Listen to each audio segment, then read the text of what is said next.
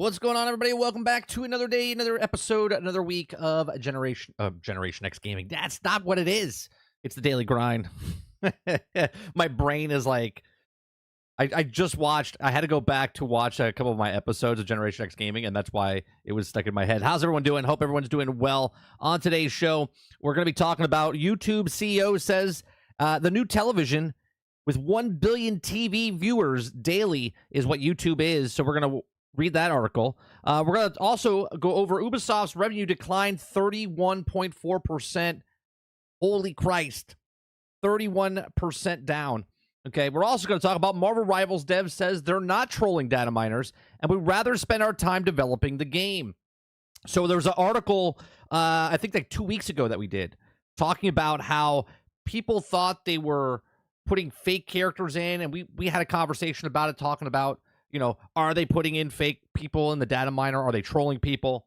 So we have an update on that as well. And then Overwatch. Overwatch 2 director admits that Blizzard is feeling pressure from Marvel Rivals. No shit. That's amazing. I don't know if you guys knew that. But, yeah, Blizzard actually has to do something now. So, and then if we have time, we have a Xbox era interview with Phil Spencer, but I don't know if any of you guys have watched it. I have not watched it. Okay, so I don't know. Does he say pretty much the same things that he said when he was interviewing with Destin Laguirre? Because if he does, then there's really no reason to watch that again. But you guys let me know in the chat. Hit that like button, hit that subscribe button. If you'd like to go above and beyond that, become a member as little as $5. We just cover news stories, have conversations. If you like it, hit that like button, like I said.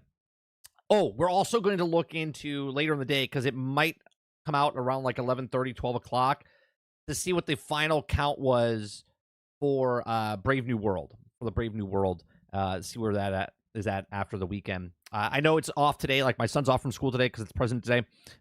So they still have that 4-day weekend, technically 5, because they had Thursday all day. Usually when they come out with movies, it's usually like, you remember when you used to go to midnight showings, like 10 o'clock, 11 o'clock, 12 o'clock, and they would show one movie that night, and that was like the early preview for movies. Now they start at like 1 o'clock in the afternoon on Thursday, so they had all day Thursday, Friday, Saturday, Sunday, and now Monday. So we'll see where they are by about noon. We'll talk about it. What's going on, chat? What's going on, Noob? Travis, Wonder Rose, Big Mo, Flips. Let's see. I already said Noob. What's going on, Kylo? All turn. Water Bear. Who am I missing? Am I missing anybody else? I can't scroll back up any further, so. Oh, wait. I haven't. Participants. Here you go. Yeah. All turn. Big Mo, Eclipse, Kylo, Noob, Wonder Rose, Travis. Thank you very much. How is everyone doing? All right. Let's see what you guys are talking about before we start the news stories. Noob Tech says, Borderlands, big following with casuals. I got a couple of buddies who have also families that don't play a lot. They don't know about Borderlands. I love Borderlands 1 and 2. I like the pre-sequel. It was okay. Didn't play Borderlands 3 at all. We played, what's it called? I played Wonderland. Pretty good. It was pretty good. Something was off about it. It just didn't feel like it. It didn't feel like a Borderlands. I also played the Telltale games of Borderlands, which is really good. I really like that one.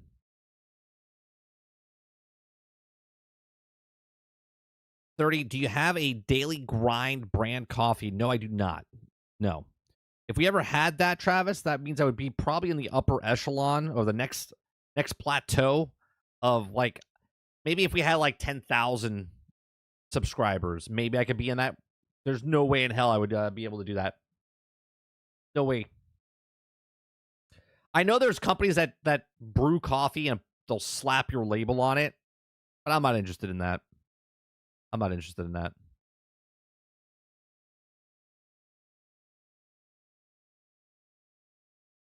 I did not like the pre-sequel at all. Yeah, that's the one. The pre-sequel, it was okay. It was okay. It was weird getting used to, because it had different mechanics inside the game, like the weightlessness and stuff like that, like the breathing thing that was going on.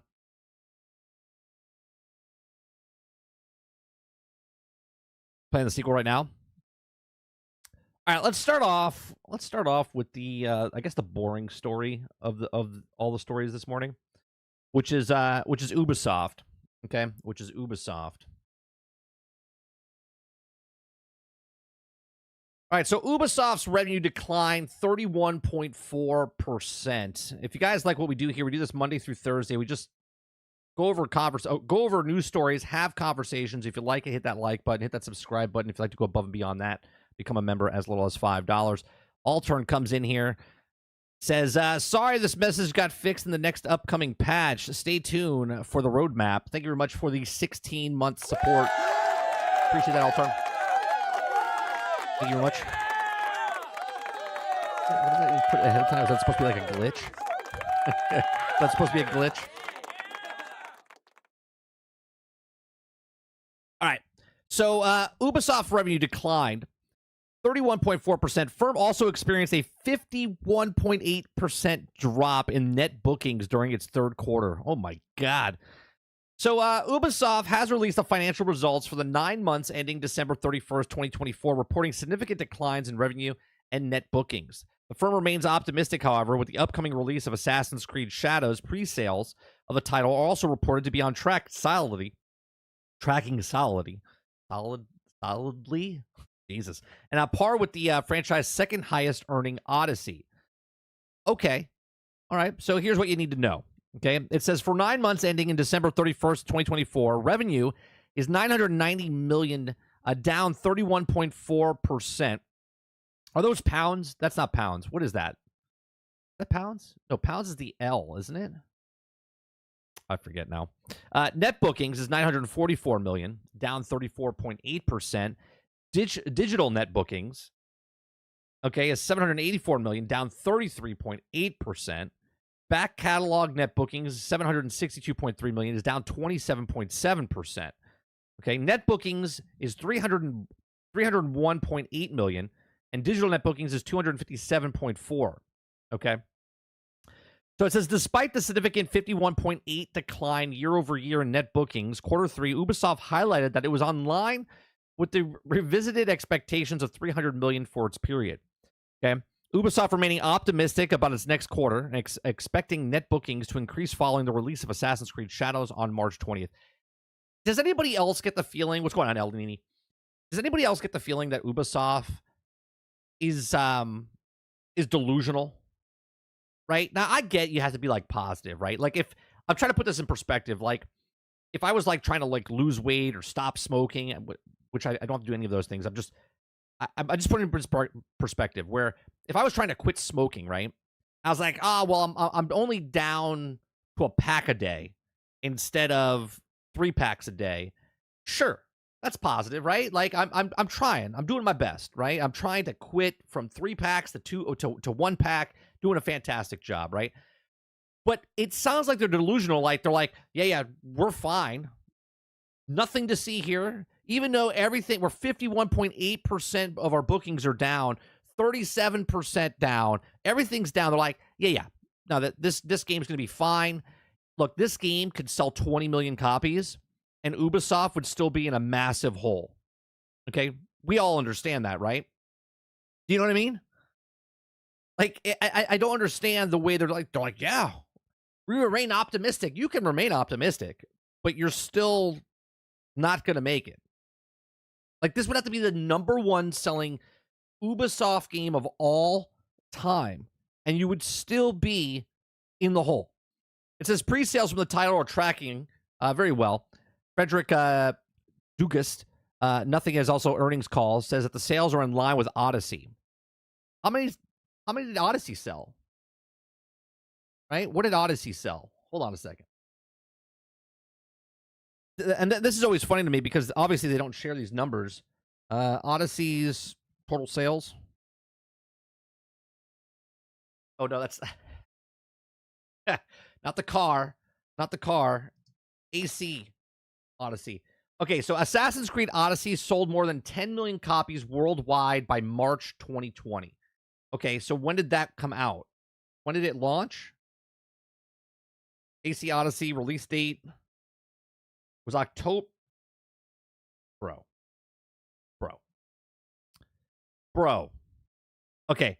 So this is what they would do in the media. They would tell you that Odyssey sold 10 million copies, and you would be like, wow, that's a lot of copies. But Odyssey came out on October 5th of 2018. 2018. By 2020, which was 1 full year and 6 months, okay, so 18 months later, it sold 10 million units. Bro. 18 months, they sold 10 million copies. They're making it sound like, because that's what this sounds like, right? They're like, pre-sales from this title are tracking solidly. Okay, it's on sale, like on track like Odyssey. And then you go, oh, what did Odyssey sell? And they're like 10 million copies. And you're like, oh, wow, this is going to be a huge success. Oh, but no. Okay, so while the firm noted that its solid back catalog, expected material partnership in coming in Q4's increased revenue will hinge on the launch of Shadows. Earlier previews have been positive, praising the narrative and immersive experience of both characters playing critical roles in the game's storyline, as well as the quality of complementary gameplay provided by the dual protagonist approach, said Ubisoft co-founder. He says, quote, I want to command the incredible talent and dedication to the entire Assassin's Creed team who is working tirelessly to ensure the Shadows delivers on the promise of what the franchise's most ambitious entry yet. Looking for the first time 9 months of fiscal year, Ubisoft recorded 36 million monthly active users across the PC as a playtime session days per player, and these rose by 4% and 7% respectively. I want to know the 36 million monthly active users, how many people are just signing up? Because I would count as one of those, right? I paid for 1 month for Ubisoft Plus when Star Wars came out, but I think that was actually last quarter, right? So I wonder if I'm part of this 36 million monthly, because I haven't touched it since, haven't paid since, right? I already canceled it. Got it and canceled it the same day. Ubisoft noted that the online tactical shooter Rainbow Six delivered a resilient performance during Q3, experienced growth in the session days per player. By the end of the quarter, the title achieved the highest monthly average revenue per paying user since the release of 2015. The Crew Motorfest also saw highest monthly player count during the quarter, with the session days increased 38% year over year. And the firm noted that the retention and monetization and metric continued significantly outperform those of the Crew 2 since launch. Regarding the ongoing cost reduction plan, the firm says that ahead of schedule, following a recent cuts of the 2 UK studios, Leamington and Reflections, in addition to Ubisoft's Dusseldorf and Ubisoft Stockholm. Last December, Ubisoft announced it would also sunset its free-to-play game X Defiant this year, and the decision resulted in a closure of 2 production studios and layoffs affecting almost 300 employees. Despite this, Ubisoft has also announced further targeting region restructuring, but it's also specified. It also means employees across its portfolio. As a result, it also says execution also haven't announced further targeting restructuring, making difficult but necessary choices, of course, right? And now we expect to exceed our cost reduction plan by the year of fiscal year 2025 ahead of the schedule. We plan to pursue our efforts of fiscal 26 year, falling beyond the initial target by a significant margin. Well, of course you made your expectations and exceeded your plan. You fired 800 people across all studios. Okay. It says ultimately the objective is to unlock the best value from the assets from our stakeholders and foster best conditions to create great games in the fast evolving market. We're convinced that there are also different potential paths to achieve this ambition. So one of the potential paths is the buyout from Tencent. Okay. So obviously, look, if this game fails, if Assassin's Creed Shadows fails, Ubisoft will sell to Tencent. Okay, I don't know the way they move it or anything like that. Like if they keep a certain amount of IPs and they move over the other ones, or they let Tencent take the whole thing. After Assassin's Creed Shadows comes out, we will hear if Tencent buys or not buys. And I'm telling you, Assassin's Creed has to be the best-selling Assassin's Creed ever, and they're still going to have issues regardless. So it doesn't look good for Ubisoft. I'm sorry, it doesn't. Even in a delusional look, saying, yeah, we're optimistic that we're gonna. Cool. I mean, if you like hairline margins and stuff like that, cool. Then so be it. But even if they sell 10 million units in 18 months, that's not good. Okay, like Call of Duty sells, and I know it's not Ubisoft, but Call of Duty sells 30 million in like a month. They're selling 10 million copies in 18 months, right? Grand Theft Auto is going to sell 20 million in the first 3 months, okay? Maybe the first day, who knows, okay? Like, that's what they need. And even if they hit those type of numbers, they're still going to be in trouble. But these are just my thoughts. Let me know yours in the comment section down below. What do you think's happening with Ubisoft? Do you think if Assassin's Creed Shadows fails to deliver that they're done, they're going to sell the whole thing to Tencent? Or do you think they're going to break off into different IPs and sell them off? Let me know in the comment section down below. Let me know in the live chat. What do you think is going to happen to Ubisoft once Assassin's Creed Shadows comes out and is out in the wild? Let me know. Please make sure you share, like, subscribe, and I'll see you guys in the next one. Thanks for watching. What do you think, chat? I don't know if Ubisoft can come through with this. Even if, like I said, even if Assassin's Creed Shadows is the best-selling game they've ever created, I don't think they can withstand this. I think they're gonna fold, and I think they're gonna have to get bought out. Come on, Argus.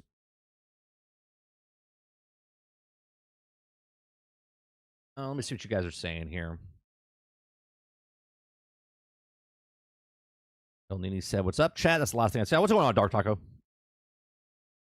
In your opinion, PlayStation games are mid. I own every game on Steam, from PlayStation, Refund, God of Wars, Spider-Man. Who's every game is mid? Are you probably talking to Travis or someone? Where's Splinter Cell? I don't know. I would love a Splinter Cell game again, L. Not a remake though, right? I don't want a remake of Splinter Cell. I want a brand new Splinter Cell game. You know what I mean?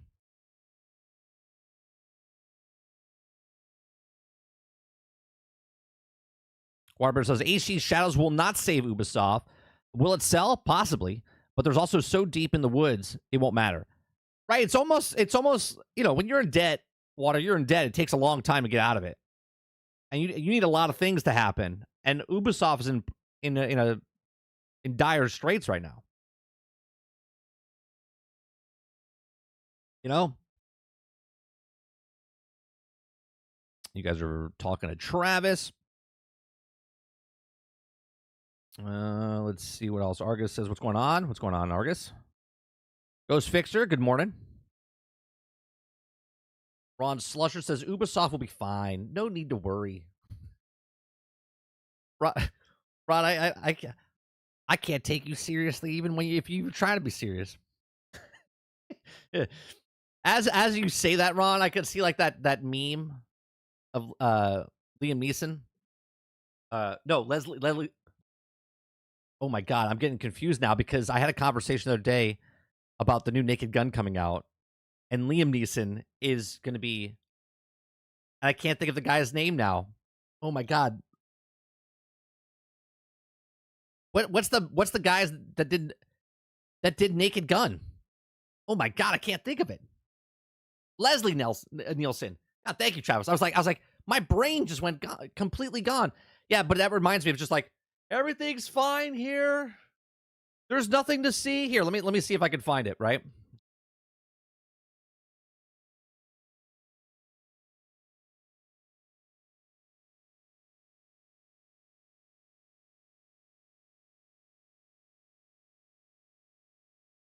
Oh, we got the dog. Yeah, I know. We got the dog. Where's the one I'm looking at? Yeah, this one right here. Let me. This is what I'm talking about right here. Where is it? This part right here. This is live from Ubisoft Studios. Yeah, this is Ubisoft Studios right here live. The release day of Assassin's Creed Shadows.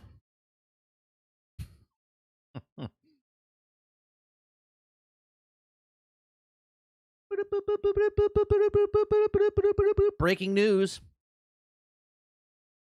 Breaking news.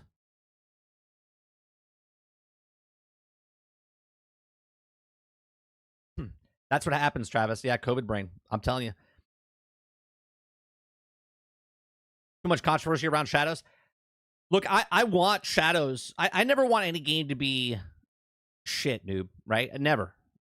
I just want a game to come out, and maybe Assassin's Creed Shadows comes out, and it works. It's not broke. It's not buggy. It's finished. You don't have to wait 6, 8, 12 months. Fantastic, right? But there's so much other drama around the game before the game even comes out. We don't even know if the game is broke, buggy, or unfinished. Which one, Roadkill? Travis says, in fairness, I would be getting AC Shadows if not for the fact there's a 7 or 7 other games in March. But that's also another problem, right? Remember, it was supposed to come out in February. Okay? It's actually supposed to come out in November. They got delayed till February, which got pushed back to March.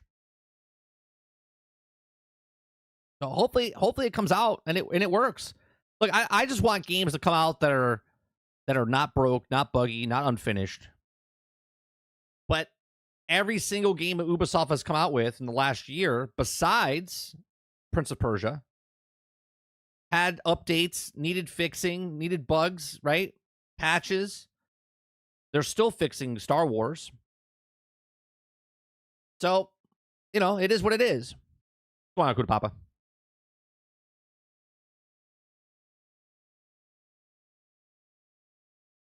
Tech says, stupid on Ubisoft, but I believe the people being upset, not accurately depicting samurai.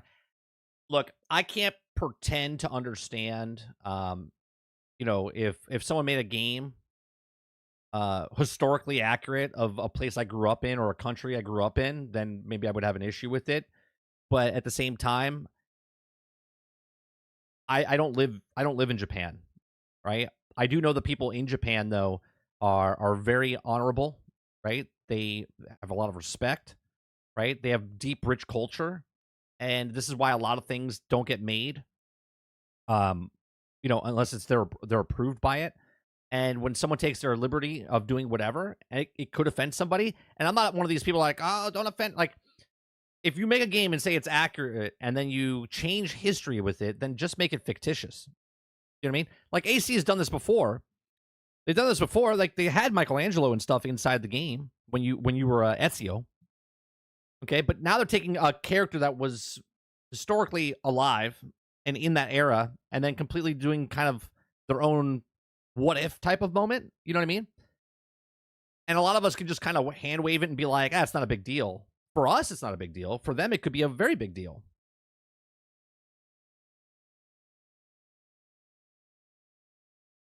Altern says, ACs will sell, but it won't sell as much as Valhalla due to the factors of Valhalla had it when it released and COVID lockdown. Vikings were popular at the time. Well, they're comparing it to Odyssey, but I don't know what the pre-order sales. Now, see, this is the funny part. They don't never tell you what the pre-order sales were. They want to tell you that, yeah, well, it's on pace of what Odyssey is, but we don't know what Odyssey was. Now, I get it, because the financials is for people that are stakeholders, and maybe they know, but I doubt it. Buddha Papa says Star Wars is finally stable, and most of its graphical bugs that I saw are gone. So what? We talking 5 months, 6 months? Now we just have to wait for the last DLC to pop out, and if there's no issues there, then we're good. Then the whole game's out. Travis says, Wolfenstein depicts America correctly. Everyone has guns. Waterbear says, it's not even about the portrayal anymore. This game feels like and looks like it was made in 2015, and it's going to be broken, buggy, and stale combat. I hope not, Water. I hope not. Waterbear says, compared to other samurai games that are dropping, it looks boring and bland. Now, there we have a conversation, right? There we have a conversation. With all of these other ones coming out, and there's a lot of samurai games coming out, let's be honest. There's a lot of samurai games coming out. It does look boring compared to the rest of them.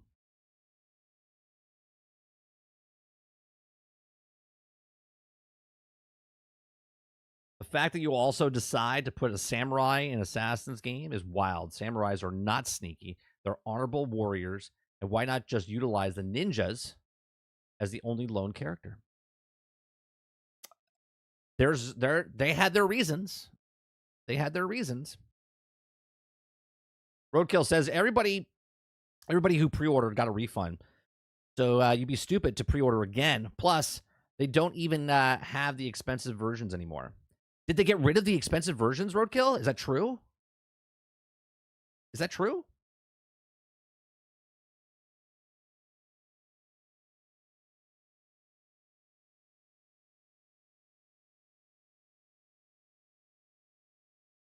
Let's see. Let's see.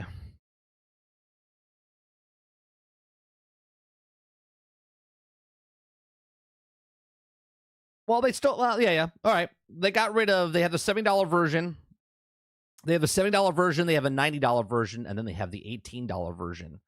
Right? Because didn't they take the DLC that they're going to sell separately and over time and mushed it in?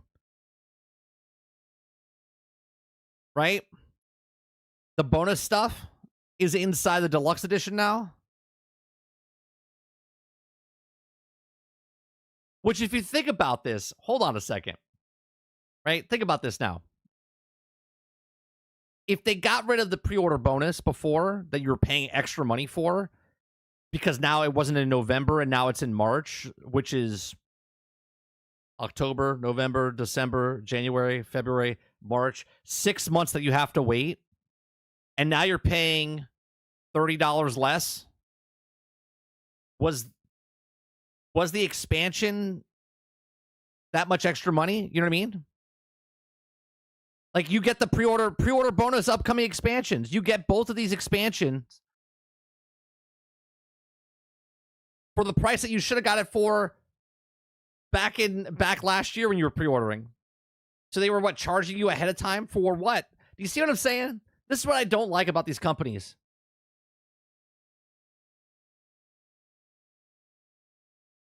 They literally took the expansions, shoved them into the game, and now they're charging you the $70. But what was the difference? Tell me the difference between what they just did and what Star Wars Outlaws did, where if you wait and didn't get Star Wars Outlaws day one and wait 6 months, you can get it for a cheaper price right now. It makes no sense to me. Top selling AC game is Valhalla, if I'm not mistaken. The second is Origins, and the third is Odyssey. Might be wrong. Maybe Odyssey is a second, and the Origins is third. But yeah, they said in the article that it's on track with Odyssey. That's all they said.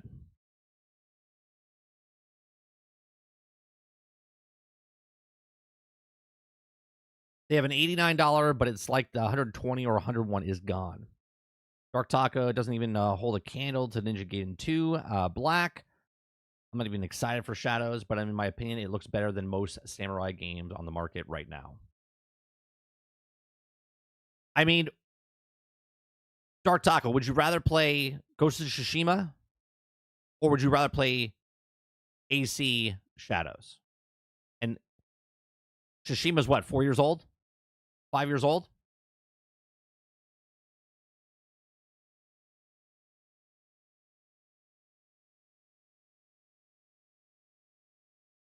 Ultron says, but games need to cost 120. That's right, they need to cost.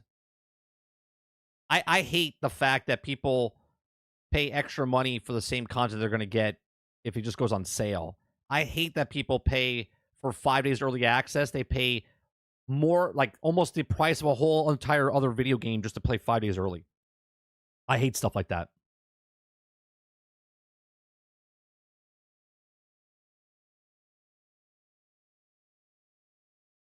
Not playing Ghost again for the first time? Yeah, sure, but it's old as fuck. Yeah, but what I'm saying is, if you look at what that game is, I guess what I'm saying, Dark Taco, like, I didn't play Ghost of Tsushima, right? Personally, I watched people play it and whatnot. Beautiful game. I look at Assassin's Creed Shadows, which is 5 years older, or newer, I should say, than Ghost of Tsushima, and yet it doesn't look better in any way, shape, or form. In the combat, in the graphics, in the open world aspect of it. I understand it's completely two different companies, but right now, as a person that doesn't own Ghost of Tsushima or Assassin's Creed Shadows, I'm more interested in getting the 5-year-old game than the brand new game that's coming out. Price aside, right? Because I can get the Ghost of Tsushima for a lot cheaper right now.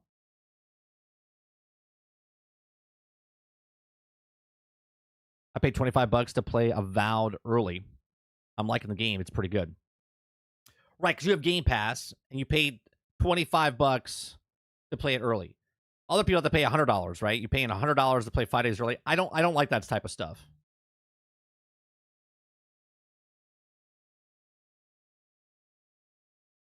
Mo says nothing sells like it used to. That's because of $7 increase. Right. Well, $7 increase has something to do with it. The streaming services. I mean, let's be honest. Ubisoft doesn't really want you to buy a $70 version or the $90 version. They want you to go right here, right? We talked about this last year with Star Wars. They highlight in fucking blue. Okay, they give you the most. They show you all the stuff that's in there, plus 100 plus PC games included, new releases, right? So this is where they want you. They want that $18 recurring every month.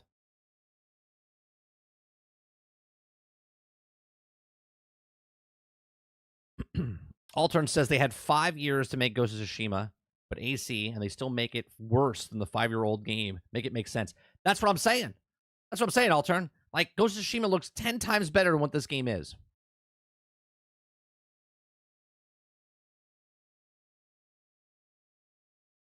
Dark Argyle says, if both came out at the same time, I would buy Ghost. That being said, I beat Ghost, and the game is overhyped, almost as bad as Horizon, in my opinion. Oh, so you're saying Ghost of Tsushima is not... You're saying it's overhyped. It's not that good. I don't know. I think it's pretty good.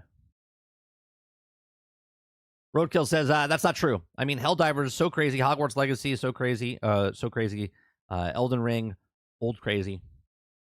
Eclipse says, you might not mind it, but it's still a bad thing that PlayStation /2 camera was very bad the day. Everyone still says that.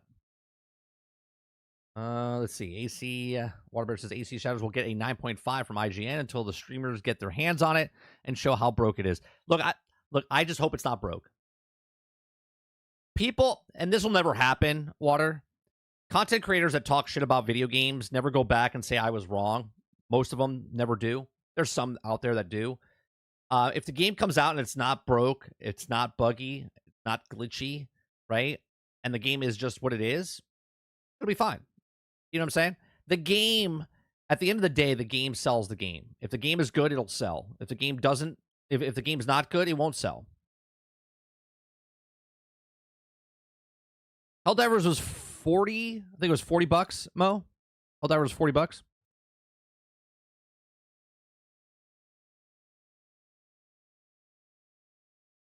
All right. Let's go from that to... We had a video a couple of, I think it was like 2 weeks ago, right? 2 weeks ago, where Marvel Rivals was saying that that the developers were trolling the data miners, right? And I made a video saying that I don't think they're trolling them. It would be funny if they did. I said in my other video, I gave it a description of, if I was the developers, I would have fun trolling the data miners, but not putting them in there to mess with them as far as, like, these characters not coming. They would use it as just fun things for them to put in there to kind of tease what's going on, right? Because there's no bad publicity in a game like this, right? You start putting characters in there, like, because I said, the community's talking about Gambit. I want to see Gambit. I want to see Gambit. And then all of a sudden, the next patch comes through, and all of a sudden, we see Gambit in the data miner, right? People are like, they could be trolling us. They're putting fake people in there to see who's leaking information. It's like, I don't think they're doing that. I think they're just making the game to have fun, right? So here's a follow-up. Okay, it says Marvel Rivals dev says they're not trolling data miners, and we'd rather spend our time developing the game. And that's what I said, because I said in my video last 2 weeks ago, I said that they're probably working on things, and then they leave it be and they go work on something else because it's much more important. It's higher up on the tier list of what are they going to put in the game, right? So they might add something and go, okay, hey, all hands on deck. We're going to go leave that there. We're going to go over here. I do this all the time with editing and whatnot. Okay. If you guys like what I do here, we do this Monday through Thursday from 10 o'clock in the morning till noon Eastern. I just cover news stories. We have conversations. If you like it, hit that like button, hit that subscribe button. If you'd like to go above and beyond that, become a member as little as $5. All right. So Marvel Rivals Devs says they're not trolling data miners. It was like someone doing a scratch paperwork, left a notebook there, and someone decided to open it with no context. Okay. That's a good example. I obviously, that's a quote from inside the article, but that's exactly it, right? If I'm like working on something, I had an idea, right? Notebooks in front of me. All of a sudden, I write an idea. I go, oh man, I'm gonna put Gambit. I would love Gambit in the game, and they open up and they put Gambit on the notepad, right? They walk out of the room, and someone comes in and goes, Gambit's in the game. Like, that's basically what's happening right now, right? They're working on stuff. They have ideas. They're putting it in there. And then data miners are coming in, ripping out the notes with no context, and then leaking that and saying Gambit's coming to the game. He might be coming to the game. I think he's coming to the game. But they're not putting people in there to throw people off. No one's got time for this shit, right? They're trying to make a video game. Okay, so Marvel Rivals data miners think the developers are trolling them with a list of potential future characters hidden in the game's code. But NetEase and Marvel said they have better things to do, like actually make a game. That's right. Think about it. People were talking about, I would love to see Gambit. Then the developers were like, let's put Gambit in the game. So they started working on Gambit, and they put Gambit. And again, I'm doing an example here, just an example. Okay. It says that last month, data miners began sharing names of potential future heroes hidden in the code of Marvel Rivals, a few of whom seemed to be confirmed pretty quickly as real when Fantastic Four were officially announced. However, the list of data mining heroes grew. A different rumor began circulating in the community. Some of the names were fake, planted there by developers of mislead the data miners. And again, I thought this was, I was like, I don't think they're doing this. I said, but hey, right? Anyone can do this. Look, we live in a day and age where I could pick up Twitter, okay, and write something and go, breaking news. And everyone would be like, oh my God, did you hear breaking news? 30 NSG said this. And they'll be like, who is 30 NSG? And where's he getting his info from? You know what I mean? Like, anyone can say anything now. It's a worst game of telephone ever. Okay, so it says even now, there's a disagreement in the community as of which, if any of the data miner characters are really being seriously considered for the game. It says we recently had the opportunity to directly ask Marvel Rivals producer, okay, Marvel game executive producer, Danny Koo, if they're secretly performing an elaborate troll. And while it sounds like there are no pranks being pulled here, he should still take all the names being found in the code with a grain of salt. Here's what Wu had to say. Before I even read this, obviously, they're on the piece of paper. Doesn't mean they're coming to the game. Because maybe down the line, they might put something in and go, this one's too similar to put in right now. Maybe we don't have something coming up. Maybe they don't want to put any of the X-Men characters in because there's nothing to promote it, cross-promote it with. No movie, no TV show. You know what I mean? So maybe they get pushed back to next year. Maybe they get pushed back to certain things. They're working on characters to be more viable, I guess, right? It would be interesting if they put, like, Thunderbolt character in. The Thunderbolt movie's coming out. Obviously, Fantastic Four is coming out this summer. They already put the Fantastic Four in. We're getting the rest of the Fantastic Four this Friday, right? So it says, firstly, we want to say that we don't recommend anybody making adjustments to the files of our game. He began. Also, he says that each character design, actually, we come through a very complicated process. We make a lot of concept trials, prototypes, and development. It says, so there's also could be some information left in the code, and it means that they have to try those directions, and they may appear or may not appear in our future plans. And whether or not they will appear in the future pipeline is highly depending on what type of gameplay or experience our players could expect in our game. So, I guess perfect example would be they're putting Thing in the game right now, right? So I don't think we're going to see like Juggernaut or Colossus come right after, because let's say Thing is more of a tank. Obviously he is, right? He's a tank.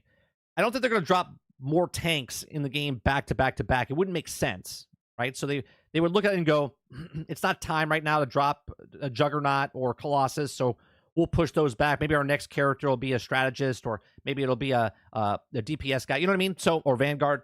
So that's the way they're looking at it. It says, Koo added, quote, if I could have 10-year plan, it'd be great. but the team experimenting with a lot of different play styles, heroes. It's like there's someone doing scratch paperwork and just left a notebook there, and someone, a data miner, has decided to open it up with no context. He says, I pushed a little, asking with the point blank if they're deliberately trolling people, and crew replied, no, we would rather spend our time developing the actual game.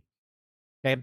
In the same conversation, he also discussed how the characters get chosen to be added to Marvel Rivals in the first place.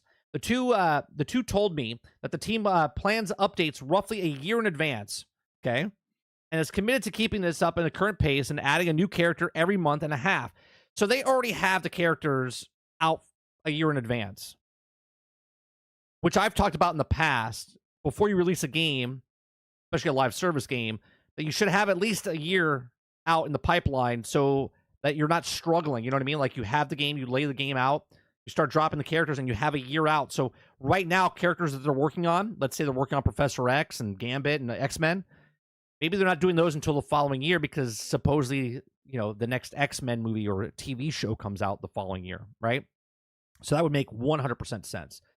So for each update, NetEase first looks at what type of character the skill set is needed to balance out the rest of the game, and a variety to the roster, and come up with at least several different possible additions. Wu told me as part of the NetEase strategy for achieving game balance is a focus of less aggressively tweaking existing characters to be perfectly fine-tuned and more adding new characters and expresses to keep things fresh. So wait, let me read that again. Told the part of the NetEase strategy for achieving game balance is to focus less on aggressively tweaking existing characters to perfectly fine-tune and more of adding new characters and experience to keep things fresh. I like the sound of that, right? Because I said, don't worry about balancing.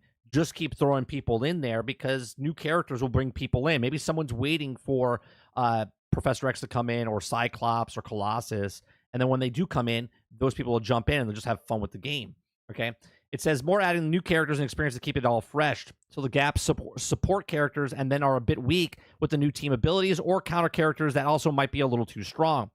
Once they have a list of possibilities, NetEase then takes their suggestions to Marvel Games and begins working on the initial designs. From there, they look at what the community is currently excited about, as well as at what's planned for a year in advance in other Marvel divisions, such as if a big film or comic art, you know what I'm saying? Such as a big film or comic arc is coming out, and it also can tie in a character with it. That also helps with some final decisions on who's going in. All this explains why they might be a lot of different heroes listed in the code. NetEase just has a lot of ideas, is tossing around all the time. Marvel Rivals has such a great launch. Each character, or each new character, only seems to make it more powerful, with the Human Torch and Thing set to latest heroes joining the game on February 21st. We also spoke to Wu and Ku about possibility of Nintendo Switch 2 release and Marvel Rivals, which you can read about here. Which I don't think they said that they might look into it, but it's not a priority right now, if I saw the tweet correctly. But there you go. Right? So that pretty much lines up to what I've been saying, where if cross-promotion with a game like this is huge. So let's say the X-Men movie that they're supposed to come out with comes out in 2026. That's when maybe we'll see, right? Or season 2 of X-Men 97, which we know is in effect, okay, which is happening. And when that comes out, maybe they do cross-promotion with that, right? So that drops on Disney Plus, and then all of a sudden now the X-Men come into the video game itself. Next year when the Avenger movie comes out, maybe we get the other characters that are in the Avengers film, and they come in. Whatever it is, the cross-promotion, a comic book comes out, they do the cross-promotion. This is exactly how this game should be. They shouldn't go all in on the balancing. They shouldn't go all in on the competitive scene. Sure. Is there a competitive scene there? Yes. Should they do what Overwatch did? No. Should they do where they form this game and they start fine-tuning each of these things? No, because you're going to take the broader audience and kick them out then, because you're only fine-tuning it to the 1%ers of this. This game is successful not because of the hardcore people. It's successful because of the casual players that are just playing this game and enjoying playing this game with different characters and just badass skins and power fantasy of being these characters, at least in my opinion. And that's what it sounds like they're doing, right? So all of these characters that are bringing in, there's going to be tons of more characters coming in, but there has to be a reason or why they're bringing them in. If it's just a popular character, show, movie, comic, something along the lines of cross-promotion happening. But these are just my thoughts. Let me know yours in the comment section down below. What do you think of Marvel Rivals? Obviously, they're not putting trolling characters in there. So all these characters that we see, not 100% are coming to the game, but they're all working on them. And there's plenty of other characters they can pull from. There's thousands of characters they can pull from. As you guys are saying, Water Bear says, Pasty Pot Pete has to be, right? He could be coming to the game. Let me know in the comment section down below what you guys think. What's the main priority of this game? Should it be the competitive scene? Should it be just the casuals and the balancing and throw as many characters in as possible? Let me know in the comment section. Let me know in the live chat. Please make sure you share, like, subscribe, and if you like what I do here, check out some of our other videos. Thanks for watching. Let me scroll back up and see what you guys are saying. Warber says they're saying that some random shit like AC Shadows is the most streamed game on Twitch, sitting at 500,000 views. Okay. Dark Taco says, for real, you called it. It just makes sense, Taco. I mean, you know what? I should go back. I want to go back to the other video that we had, because I know it was like 2 weeks ago. It was 2 weeks ago. And it was the one about, it actually got pretty good viewership as well. Yeah, Marvel Rivals devs allegedly plant fake heroes.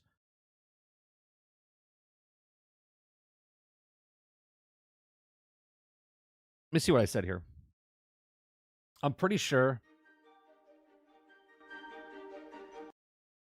This is my opinion on what I think happens in the industry and the way that everything kind of like plays out. Okay. So before I even read the article, if you guys are new in my channel, I don't know the article. I read the article for the first time, where they're trying to find out the mole, okay? Like, we pretty much know that people can data mine stuff. Now, I do believe that they do put stuff in the code, okay, to kind of see who's, putting, like, breadcrumbs type of thing, messing with them. If I was a dev, okay, this is what I would do, right? It's like a banter back and forth, right? The company knows that there's data miners out there in the world of 2025, okay? And that data miners kind of hype up characters, and the studio at that point knows that they're giving hope. There's a community being built around these leaks and whatnot. So if I was a developer, I would purposely put stuff in there just to mess with people, okay? And that's kind of fun. Like, the devs could troll the data miners, which then trolls the rest of the community, and then it kind of builds up the hype, because in a game, specifically because of Marvel Rivals, more hype becomes of the people that they're putting in the actual game, okay? Because if you put in, isn't it kind of weird? Everyone's like, I want Gambit, I want Gambit, I want Gambit. The first month goes by, no one sees Gambit. The last patch goes through for this next event, and all of a sudden, Gambit's in the game file, okay? So I think at that point, the developers are like, let's write something in there, right? So it's put in there. If it is true or not, it is to play off of the hype and to keep the hype going, because if someone's playing the game now, they're enjoying themselves, but they're looking for that one character, and they're like, oh, Gambit's coming. They're going to have future interest in that game right off the bat, just because of a leak that's coming out, right? Me and Star talk about it all the time. Leaks are done on purpose, okay? I don't believe in leaks like, oh, they didn't plan it. No, leaks are done on purpose to build up the hype, right? Sarge just said it. There are no leaks. It's intentional. Are you telling me that no one is trying to leak anything? Info of Grand Theft Auto 6, right? All of this stuff is put out there on purpose. If it's paying someone money in your own team, or leaking something out there to somebody where they can spread the wealth, and it's much more advertisement for the game, keeps it relevant, okay? So let's read the article here, right? So Marvel Rivals developers are allegedly hiding fake heroes in the game files, okay? So new claims have hit the internet. Here, the Marvel Rivals leaked Discord. The fan base, now everything is like, what's real, what's into the fan base. Now everything is like, what's real, what's fake, right? Like, you can't trust anything on the internet anymore because of AI, okay? Because of pictures and whatnot. So if someone puts any kind of doubt in someone's mind, and they just plant it there, they're like, maybe these heroes are not real at all. Maybe the developers are putting fake heroes. Like, oh, that could be, right? It gets even more things going. So I mean, hell, we're talking about, there's articles written about it, okay? So hello everyone, it has come to our attention that the devs have set up, but here's the fake heroes being planted or that are code. So he says, lots of stuff what I said for thoughts to add fake code to their games to catch, and it'll also be leaked before their official announcement anyway. Right? As a person be like, yeah, this would be fun. Throw something in there. Let's see what they run with. Okay. I think they would do that. I don't think they're purposely kind of like putting it in there to be mischievous or whatnot to try to find people. Right? You're not holding secret like codes for like the nuclear launch codes or something. Right? You're making a superhero game with people that are excited about the new superheroes that are coming in. Right? I forgot that I said that. Secret codes for a nuke. Get announced, they're going to get leaked regardless if you like it or not. Okay, so it says, while I don't consider myself a tech guru when it comes to data mining, to me, it seems like it's all just a code related to game development and not necessarily some huge plan from the developers to screw over leakers. Right? It'd be more of a troll move, wouldn't it? Be more of a troll move, right? All the game code tells us is the case that for all the game leaks that also come in via game code, and certain things were also in development and planned at one point or another. Whether they release it or not is unclear unless the code specifically says. That's another thing, right? There's a lot of codes that come in that they start making it, right? I do this all the time, right? I'll start working on something and then I'll forget about it and go work on something else, and I come back and work on it. Same thing with developers, right? Developers will work on codes, they'll work on characters, and they're like, hey, you know what? We're moving focus. We're not working on Gambit right now. Let's work on something else. This is the plan that we're moving towards. They go over there, so Gambit gets left in the file, okay? And then when someone reads it, they're like, oh my god, Gambit's in the file. Or is he real or is he fake? If it's one thing, chat, I'm consistent. I don't think they're doing it maliciously. If anything, they're doing it out of fun with the community, right? And if they're not doing it out of fun, they're doing it because they're just working and they're leaving the code in there as they're working on stuff. Started it, go work on something else, come back to it. Okay. So it says, so are Marvel Rivals planting fake heroes? I don't think so. It says personally. And personally, I don't think so either. I think people have misinterpreted the game code and what it means in some way. What do you think about Marvel Rivals leaks? Do you think some of them have been faked or planted? I don't. I don't think they're fake or planted. I think if they're not fake, but they are planted, if that makes sense, right? I don't think there's fake heroes in there. I think they're planted heroes and they're just messing with people because it's just fun, right? It's just fun. So what do you guys think in the chat? What do you think in the... There you go. So 30 inside 30. That's right. All right, let me see what you guys are saying up here. PC Pot Pete will make me install this game. I can see it in your future, Altern. You're definitely coming to the game because of Pacey Pot Pete. Pacey Pot Pete. Just put that headset back and at work and thought you were talking super speed. No, no. It's watching myself. It's 30 on 30.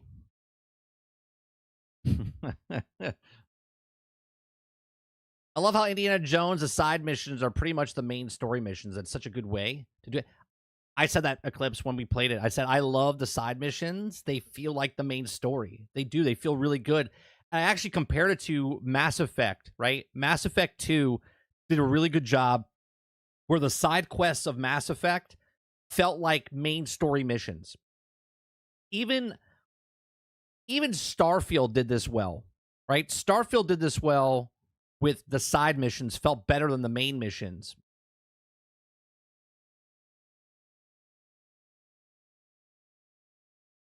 Noobtech says, I'm 40 and still gaming. I'm almost 50 and still gaming. We're 4 years. We're 4 years away from 50 and still gaming. We're never going to change the name, though. I rebrand with 30 NSG, which basically stands for and still gaming, but it also stands for news, shows, and gaming. Because, you know, that's how you do it. Dude, your birthday's in May? When's your birthday? Mine's the 12th. Mine's the 12th.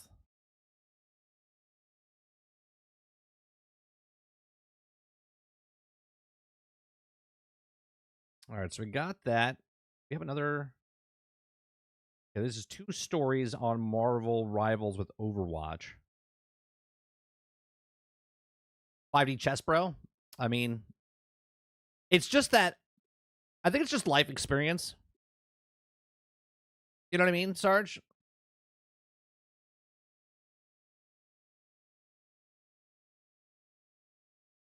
X Factor says I'm 52 in October and play games. I'll be playing games, X Factor, as long as I possibly can. If I'm like 98 years old and I'm like on my deathbed, I want to play a good game. That's what I want.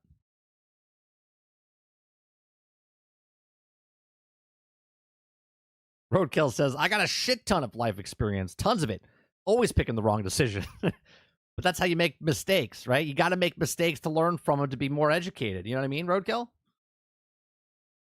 The way I always read, this is why, look, I know the way I do things on here. A lot of people, if you're just coming in, you're going to look at me and say, what is this guy talking about? Who's this person? He's just full of shit.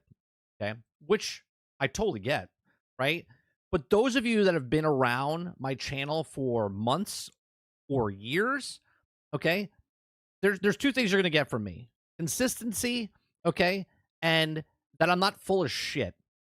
Okay? I say something, I stick with it because that's what I truly believe, okay?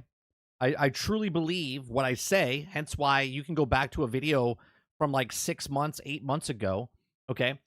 And when I say like Game Pass will be everywhere from 5 years ago, 6 years ago, you can go back and hear me say it, right? When you hear me say certain things, I believe that. Now, do I get things wrong based on certain things? Like back in 2020, people were talking about Grand Theft Auto 6. We were talking about what we thought was coming out based on the information that we had. We were 100% wrong about that, but it's based on the information that we had. I love reading stories and reading between the lines. I love watching videos and listening to what people say because you can get so much more out of people from what they don't say than what they do say.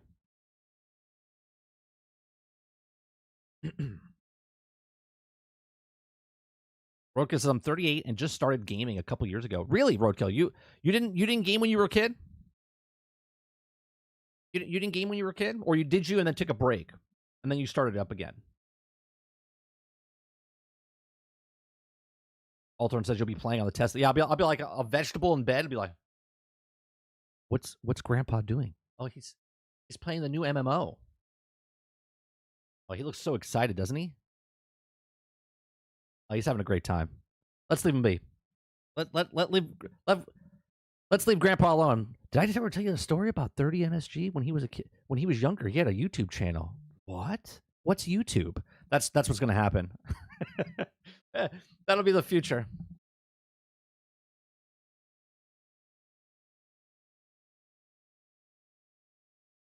Sitting in bed, stupid grin on my face, old and wrinkly. Like, oh, he's playing games over there.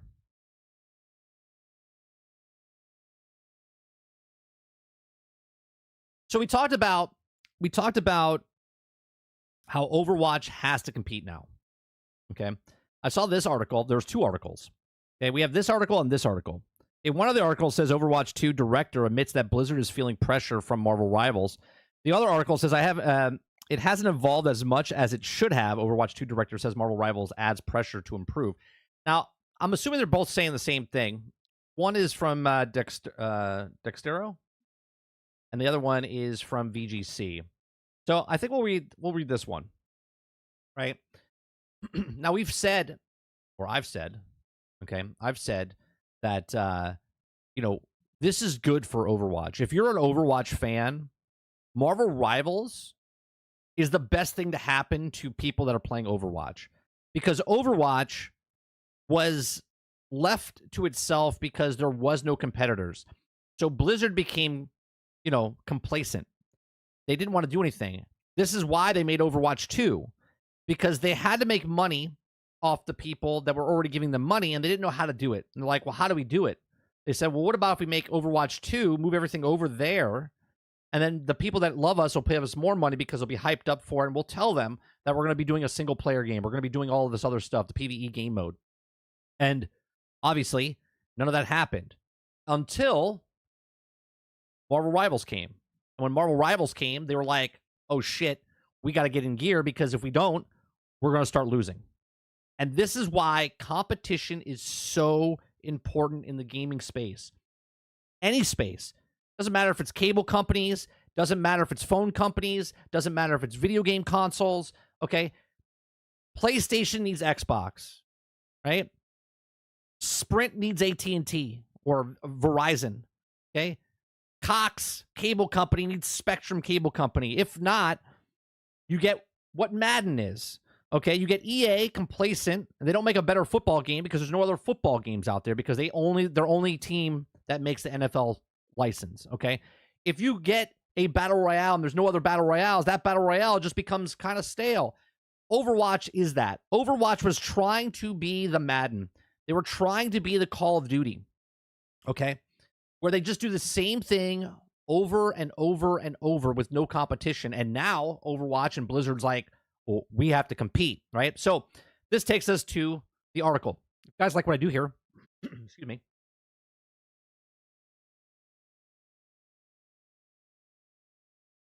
If you guys like what I do here, we do this Monday through Thursday from 10 o'clock in the morning till noon Eastern. We just cover news stories, have conversations. If you like it, hit that like button, hit that subscribe button. If you'd like to go above and beyond that, hit that like button, hit the subscribe button. If you'd like to go above and beyond that, become a member as little as $5. Sorry, I just lost my train of thought there for a second. So Overwatch 2's director admits Blizzard is feeling pressure from Marvel rivals. Good. You should feel pressure. You should feel pressure before the game came out, because you would want to give the best product possible. Make a game, sell a game, instead of minimal viable product. Okay? So it says Overwatch 2 director Aaron Keller says that the release of Marvel Rivals has put the dev team in Blizzard under pressure, but that they're excited to use the opportunity as a way to show what they can really do. Have you guys ever been, when you were younger, smaller, whatever, you ever been on a sports team?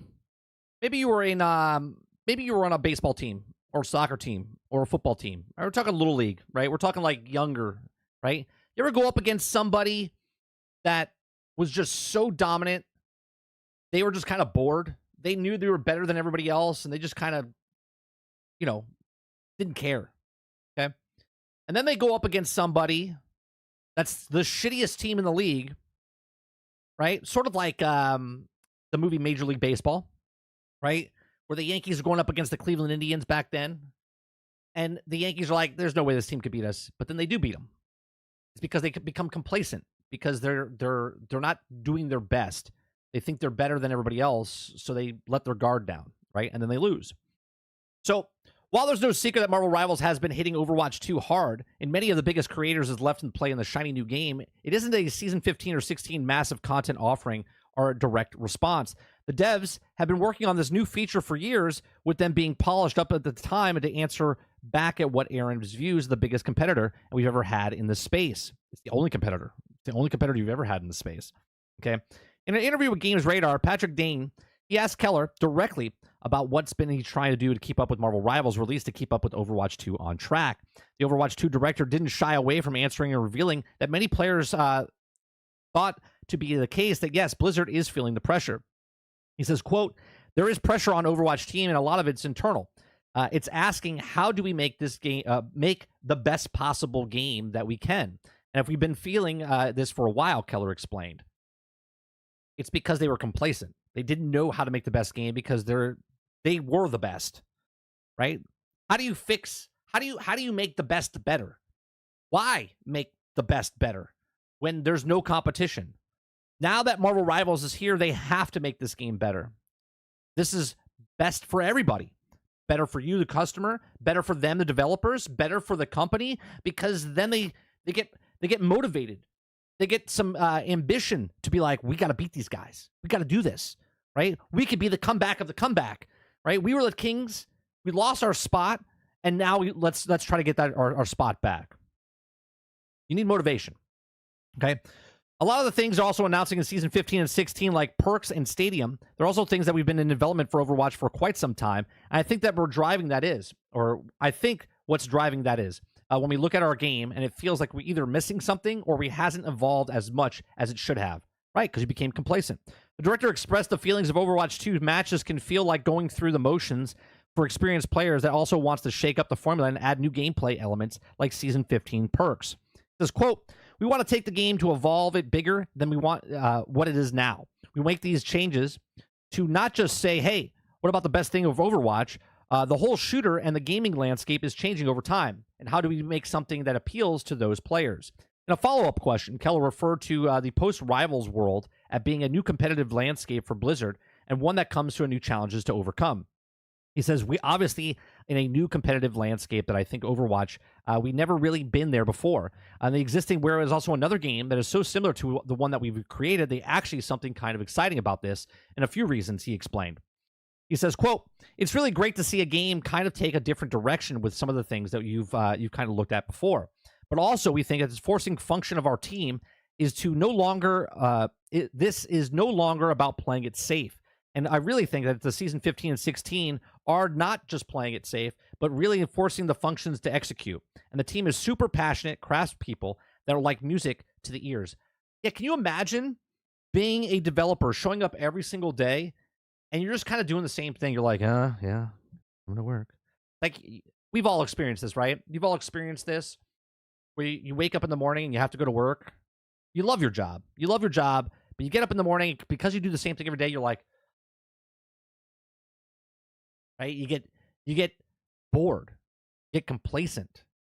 You're like, I need something spicy. I need something to change what we're doing.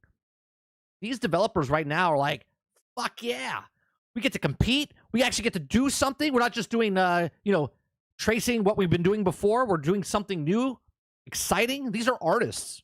Remember that. At the end of the day, game developers are artists. They want to be challenged. They want something to do. Okay? So that's what they're doing now. Okay. So while Blizzard is more of aware that Marvel Rivals is knocking at the door at the biggest competitor ever, they're also not afraid to rise to the challenge to take some influence here. It applies. While Keller claims the devs team was planning to implement hero bans in the near future, seeing that the positive reception to Marvel Rivals pushed the team to even further to bring the feature to Overwatch. Okay, so they're adding stuff now that they could have added before, but they didn't add it. But now it's working out for Marvel Rivals, and they're like, well, why don't we take that and put it over here, right? And this is why I said from the very beginning, before Marvel Rivals even had one frame, before we even played, I said, hopefully they have a PvE game mode. Okay. Now there's another article saying that they don't have PvE game mode for Marvel Rivals as of right now. But I'm telling you right now, if they had a PvE game mode from the start, Overwatch would be dead, done. They wouldn't come back from this. Everyone would leave Overwatch and move over to Marvel Rivals because they had what they promised. Overwatch promised, Marvel Rivals delivered. We don't live in that landscape just yet. I think they are working on a PvE thing for Marvel Rivals, and when they do, miraculously, you're going to see Overwatch go, holy shit, we should put our PvE, right? Our PvE back into the game. And this is exactly what needs to happen, right? Competition is needed in the landscape of anything, okay? Other content creators, other lawyers, other doctors, other businesses, they all need competition, right? Because if you drop for 1 second, someone else is going to go somewhere else, okay? You have to put your best foot forward all the time. Otherwise, you're obsolete. If someone makes a better first-person shooter game than you, no one's going to play your first-person shooter game. They never had competition in this space. Everybody folded or left or whatever. Overwatch was the king since 2016. And Marvel Rivals, 9 years later, finally comes out to give them some competition. And Overwatch is like, holy shit, we need it. Hello, wake up. We get to work now, right? Let me know what you guys think, right? Is this good? Do you think Overwatch could come back? Not a comeback. They're still basically the kings. They've been here for 9 years. Okay, 8 years, 9 years. Okay, Marvel Rivals has been around for 1 month, 2 months. Okay, sure, they're the hot new commodity on the block right now, but can Overwatch wake up from this coma they've been in and start competing? And does this make it a better overall experience for everybody in the space? The developers, customers, right? Let me know in the comment section down below. These are just my thoughts. Hit that like button, hit that subscribe button. If you'd like to go above and beyond that, become a member as little as $5. Thanks for watching. I'll see you guys on the next one.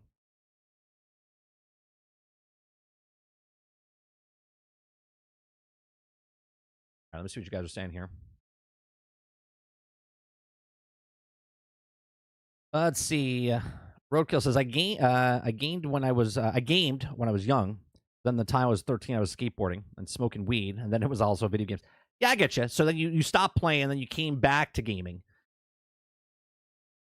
Newt says I was 23. My daughter is May 25th. It was supposed to be on the 23rd, but I'm stubborn, like your dad.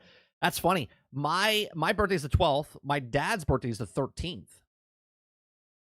Yeah, I was a day before him. We're like 31 years apart, almost to the day. Right? Yeah, 31 years. Dean says, when are you and Sarge going to make an appearance on Geeks and Gamers? Dean, it's actually funny. I met up with them this past weekend at MegaCon. I talked to a couple of them. We had Drunk 3PO on the show a couple of weeks ago, or months ago, not weeks ago. I wouldn't mind. I'm trying to set up an interview with a lot of them, because I like what they're doing in the space as far as YouTube, right? So I always like learning from people, find out their stories. I don't think they'll ever invite us. We're way too small to be on their show. Waterbear says, what do you mean? Madden is the greatest NFL football out. Yeah, it's the only it's the only one. Eclipse says, yep, football game is the prime example why we need competition. Yeah, 100%.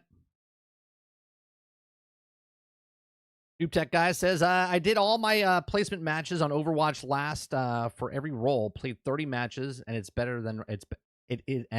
is better than Rivals. It's not better than Rivals right now because they don't have what Marvel's has, which is the most important thing, which is characters that people give a shit about. That's the difference between Overwatch and Marvel Rivals. It has nothing to do with the gameplay. Gameplay is fun. They could be similar in gameplay, What sets Marvel Rivals apart from Overwatch is that there's 86 years of character development behind these characters that you're using and the power fantasy of using these characters. Waterbear says, can we all call Overwatch the Temu version of Rivals now? I believe that they are also a placeholder to Rivals, and before Rivals actually released, they based all of their heroes off of Marvel heroes. Let's see. Waterbear says, all this can also never be better. It's like how the OG Transformers will always be better than the new ones. I don't know. I think different eras can like people like the Beast Wars, or people like, here's what I don't like, Water. Like, because of G1, people that like other ones make fun of G1 because they say that G1 is not the best one, but that's just someone else's opinion saying that this is not the best. The reason the old timers from the first start of all these things think that G1 is the best, because that is the roots of what these people like, right? So if you like Transformers now, you couldn't have this if it wasn't for G1, right? You couldn't have Marvel what you have today if it wasn't for original Marvel, right? You couldn't have DC if it wasn't for original DC. So when people say, like, that people that are old and there's better things now, you couldn't have what you had now if it wasn't for what the past was. Waterbear says, I don't even like hero shooters, and I enjoy Rivals. I played Overwatch 2 until the Mercy nerfs. I never picked it up. I'd never played Overwatch 2. Never. I played Overwatch 1. I played a shit ton of Overwatch 1. We played so many hours. I had hundreds and hundreds of hours inside of Overwatch 1, right? I liked it. Thought it was great. Then it got old. Marvel Rivals is going to get old. But the difference is it's got characters that I care about. I didn't care about any of the characters in Overwatch. Noob Tech says, Marvel Rivals don't believe in role queue for ranked, unbalanced crap in rank. They're not the same. See, this is the thing. They're not the same game. And I don't think Marvel Rivals should do what they do in Overwatch.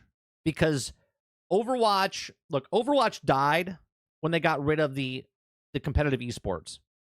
They went all in on that. They lost a shit ton of money on that, right? Companies went out of business. They shouldn't make it competitive like that. Anytime there's a competitive scene, okay, you're going to the smaller market of the stuff. Sure. Does it work for League of Legends? Yeah. Does it work for games like that? CSGO? Sure. But when you do that, Marvel Rivals is not that game. Marvel Rivals would be a nightmare to make in a competitive scene like Overwatch because of the characters, because of the IPs. Okay? Because you would have to go through so many loops and hoops, okay, to get Disney or Marvel on board with a competitive scene like that, where for CSGO and Overwatch, you don't have to do that because they're brand new characters, not licensed characters from over 86 years ago. Do not make Marvel Rivals a competitive scene like that. Can there be a competitive scene? 100%.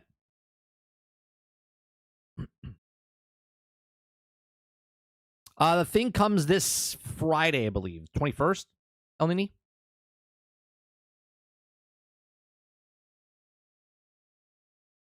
I played Rank, and Rivals has a lot of ground to make up if it's a fun casual game. That's what it's supposed to be, a fun casual game. In my opinion, it would be stupid if they want the competitive scene.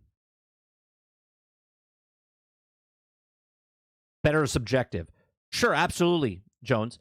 But that's what I'm saying. The people, the old school guys like, we'll use Transformers for specific this, right? Transformers G1, for most old timers, is the best Transformers. Just because that's where it all started. Okay? If someone likes Beast Wars and stuff now, for me, I don't like that stuff. But I don't think it's shit. If someone likes that, cool. But the people that like that to say, well, this is better than what G1 was, I mean, it's subjective, but you wouldn't have your Beast Wars. You wouldn't have the Transformers you have if it wasn't for the original. And that's why the original is so beloved. Because that's where it started. Waterbearer says the story of G1 is even the movies were better, in my opinion. You don't think that Mercy was following? I have a 34 out of 500 hand painted tracer statue. I disagree. You don't think that Mercy has a following? You're missing the point, noob. Who do you think's more popular? Do you think Mercy from Overwatch is more popular, or do you think Black Widow is more popular, or Jean Grey is more popular, or Rogue is more popular? You're not even they're not even in the same ballpark for comparison. You're comparing a multi-billion-dollar company of Marvel, okay, of characters that have been around for decades to a character that's been around for less than a decade. It's not even close. You saying that you don't think Mercy has a following and you have a 34 out of 500 hand-painted tracer. Let me show you a whole site of Marvel Rogue statues or Scarlet Witch of statues. Like, what are we talking about? You're talking about because you like Overwatch, you're blinded by it. I'm talking about like tried and true 86 years of Marvel. That has nothing with me loving it or not. That's me telling you that there's 86 years of history there compared to 8. It's not even on the same page. Not even on the same page.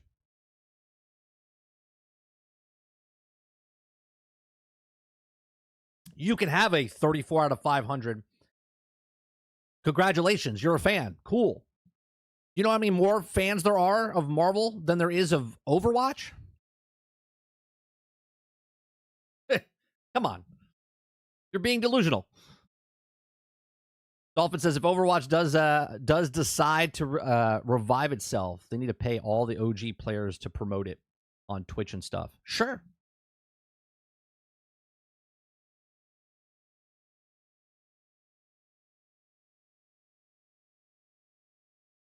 People outside of Overwatch would be like, who the hell is Mercy? Because no one knows who Mercy is on the bigger grand scheme of things. People that play Overwatch are like, yeah. Right? Diva, Mercy, Widowmaker. I bet you people know more about the characters in Overwatch because of porn than they do the actual game. Concord is dead. I did my placement matches on Overwatch last night. It's not dead. Who said it was dead? Who said it was dead?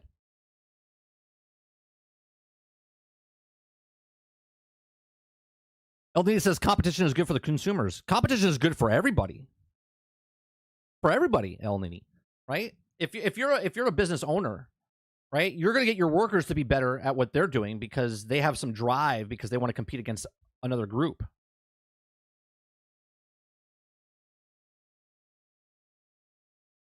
Right? You're going to get better. You're going to get better. I don't know. You're going to get your developers' juices flowing. Okay? Because they're going to start going, well, what about if we add this? What about if we do this? When it's stagnant, they don't have to do shit.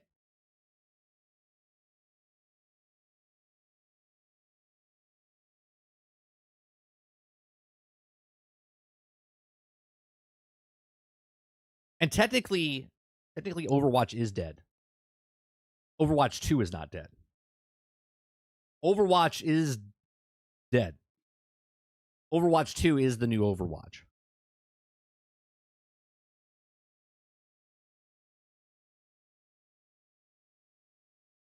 Yeah, Overwatch doesn't exist anymore. They just merged it into Overwatch 2. I think this other article is going to be the exact same as the other one. Let me see. Let me just scroll real fast. Yeah. He just talks about the same thing, same quotes. Yeah. So we don't need to talk about that.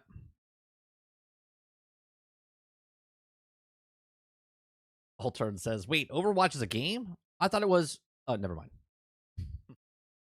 Competition is good for a consumer. This is why they bought Star Wars and NFL rights so they didn't have to compete with anyone. The consumer suffers and purposes. You get it now. Yep, right. This is why they need competition.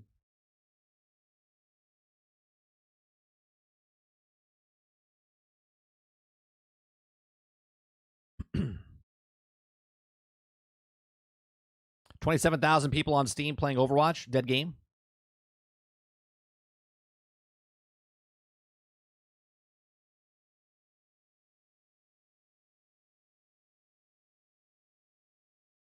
Let me bring it up.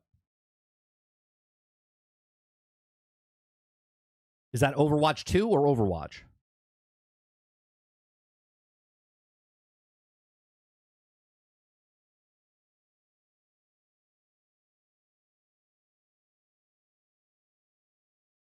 You can't even look up Overwatch.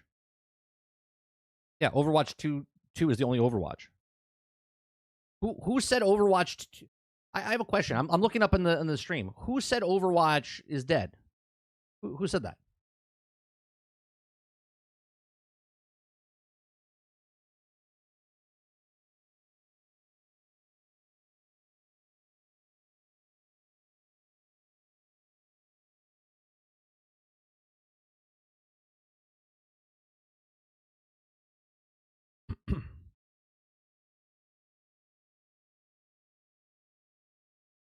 I mean, we're going to the Steam charts, right? And you're saying 27,000. You're right. That's not dead. But their total of the game is 75,000. Their max for the game. I can't even look up Overwatch's original number because I don't think it has it anymore because they took it down, right? Overwatch Steam charts. Let me see. Overwatch 2 just comes up. Let's see.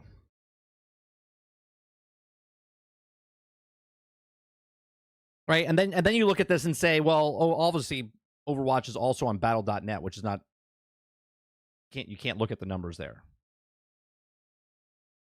But if you're gonna bring up Overwatch 2, then we gotta bring it up on the other side as well, right?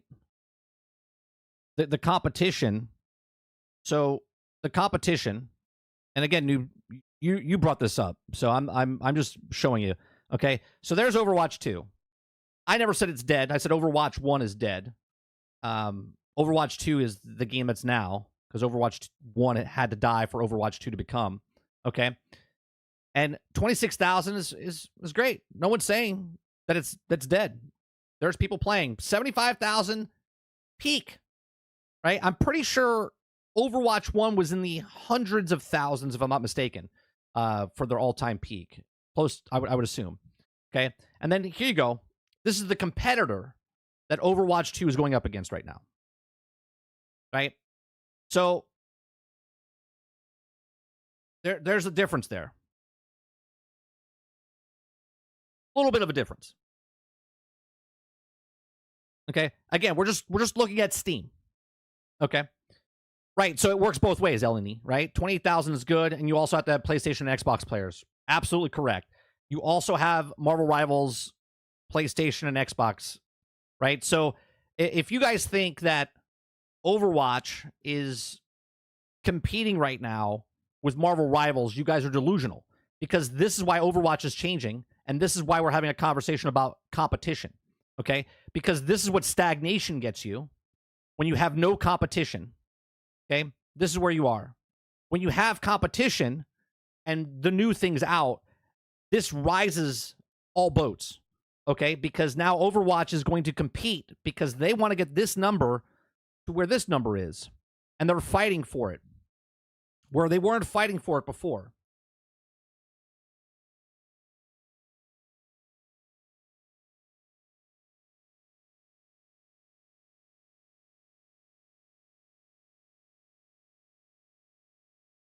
Let's see.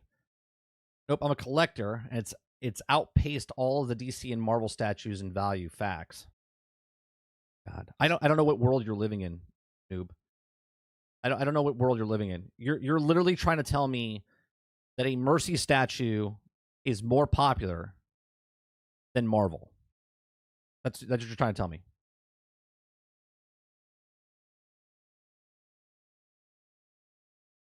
That's what you're trying.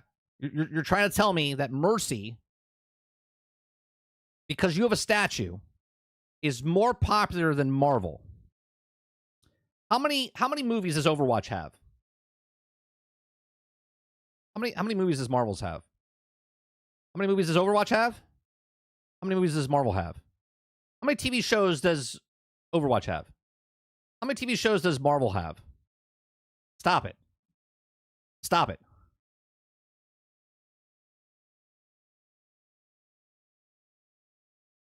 It's not even in the same ballpark, man. If you want to compare video game to video game, sure. You want to compare IP to IP, you're delusional.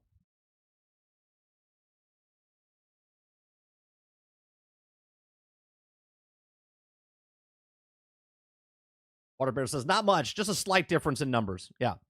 No, but you got to add the console players in, Water.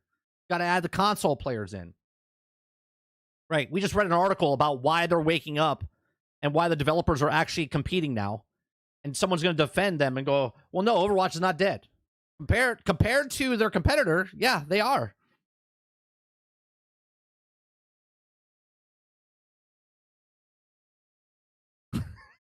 Altered says, well, 30, wait a minute. We're talking about kid-friendly movies here for Overwatch or more R-rated ones. Now, I'm just talking about mass stream, like in the actual current, not X-rated films, Altern, because we all know the X-rated films outweigh the actual films of Overwatch.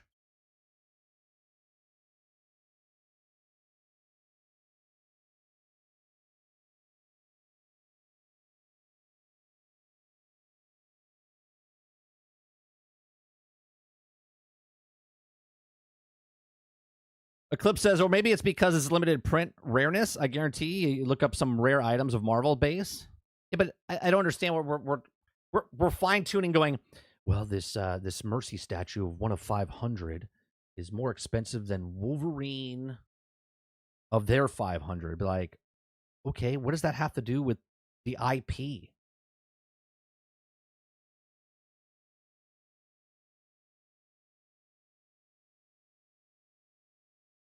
Like that goalpost, man.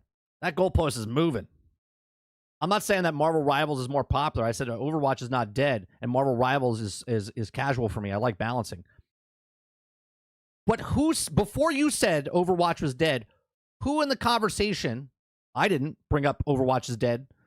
Okay, so who were you talking to about Overwatch is dead? I'm scrolling back up. Who said Overwatch was dead? You were the first person that brought up, at least what I could see, is saying that Overwatch is not dead. Well, who said it was dead? I didn't start bringing up the word dead until after you brought it up. We all know this is a lost battle. The goalpost keeps getting moved. Yeah, there's no goalpost anymore, Water. It's fucking obliterated. Went from talking about the competition of Overwatch to Marvel Rivals to a statue to that's more popular than this, and then it's a dead game, and then went to Steam numbers, and the Steam numbers is 10-1, right?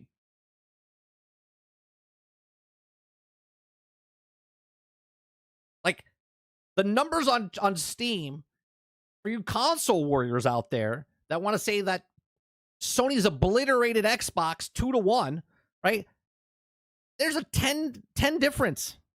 9 times difference between Overwatch and Marvel Rivals right now. Right? People are saying Xbox is dead because of a 2-1 ratio, and yet they're like, 26,000 still alive. Like, huh? Kuda Papa says Overwatch is your A380. 2 of the engines have caught fire, and they've had having to find a lower altitude to fly at. Emergency, but they can't still fly. Hopefully, they don't lose other engines. And that goalpost behind you, 30. Go ahead and move it now. Yeah, here, I'll move it. Ready?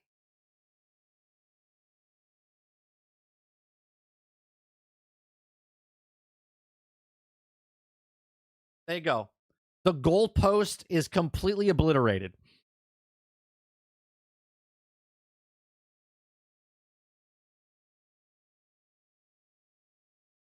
Look up Mercy on Google. You get hospitals and high schools. Look up Psylocke or really any Marvel character. Name a Google character. That's the difference. That's my point, Kylo. Noob says my Tracer statue has outpaced all my Marvel statues. I'm collector. I don't care about TV. You see that goalpost right there, Noob? Don't worry, it's obliterated. Don't worry about it.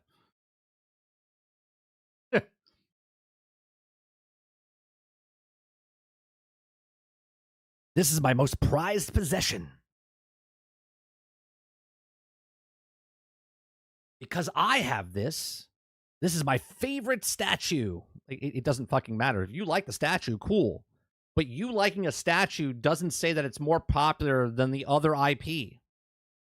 Just saying.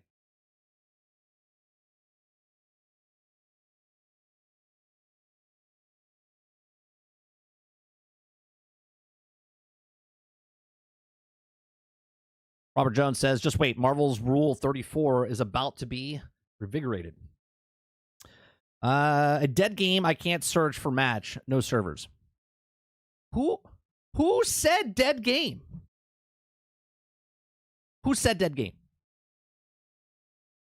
Please tell me who said dead game.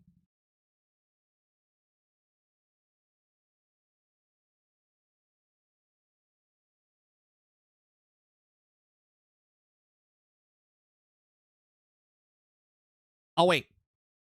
Who said dead game first? I'm pretty sure it was you who brought up Overwatch and dead game.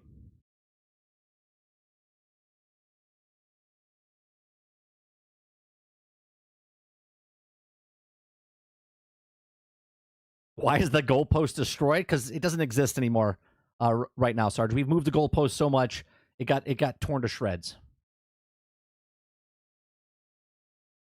We went from article of why Overwatch needs to compete to Overwatch was dead game. Overwatch statue is much more impressive than a Marvel statue, and that because they have 26,000 people playing right now, it's not a dead game compared to a game that's got 173,000.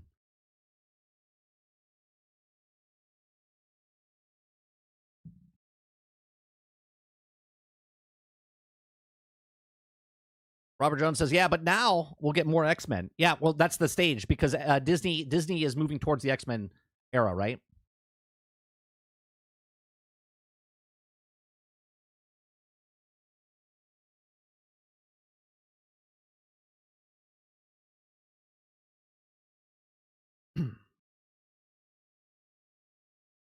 Robert Jones says, Overwatch 1 and Warzone 1 are dead games. Blizzard Activision killed them. Yeah, Overwatch 1 is literally dead.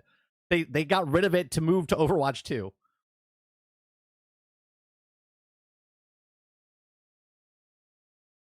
A dead game has 0 people, no servers. Right, Overwatch 1.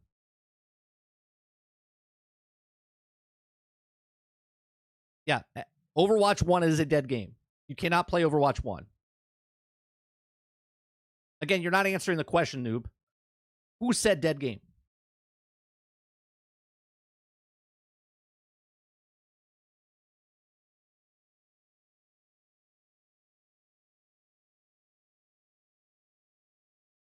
I've asked 5 times now, and you have yet to tell me who said dead game before you did.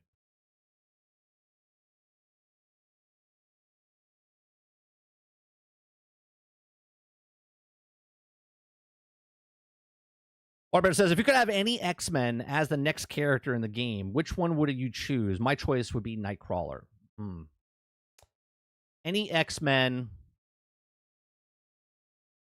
I like Nightcrawler because his teleportation, like his teleportation would be cool. But if I had to pick, I think I would either pick Gambit or Rogue. And here's why, right? Right? The Gambit would be cool because of just of his cards that he can like explode and the way they toss them and stuff like that. And Rogue would be cool because it's sort of like what Loki is. Loki can steal your abilities. I would like to see how they would implement a Rogue type character in Marvel Rivals where she can touch you and then take your abilities and how they would implement that. So from a gameplay mechanic, she would throw such a wrench into the stuff, right? Where she could steal your powers. Like, what would that cooldown be of her stealing your powers? Where she's not being Loki, where she turns into the character, she just takes your abilities.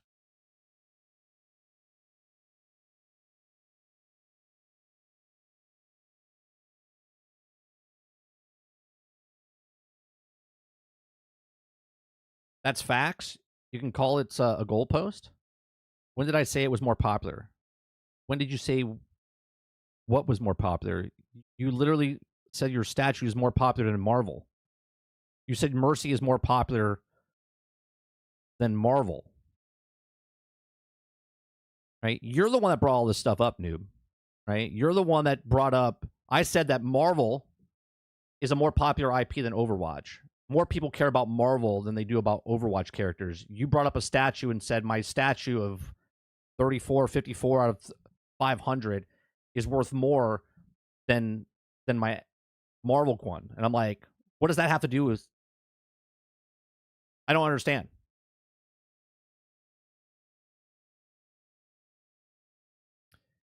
Can I see now? Nightcrawler will be like Shark and teleport me. I think it would be cool if Nightcrawler could just grab you and pull you out of danger and stuff like that. You know what I mean?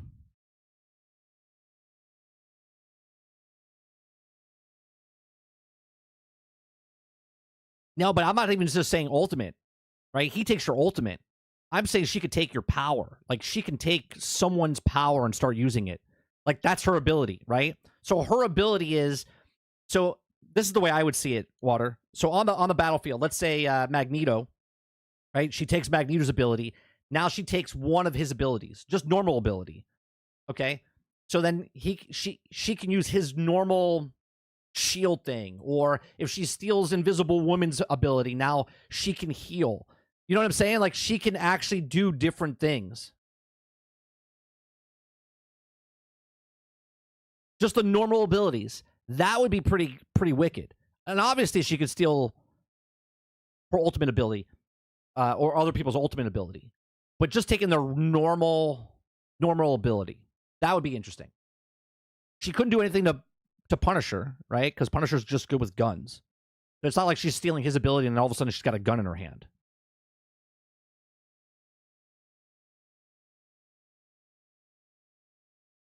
Eclipse says, I like Nightcrawler. He's my favorite X-Men, but Gambit for sure. I think he would have a cooler kit. Yeah, it's just like back in the day when we talked about for Marvel's Avengers game. I said, man, it would be really cool if they brought in Doctor Strange into that game. Just because of the mechanics of him opening up portals and different things like that, stopping time and reversing it.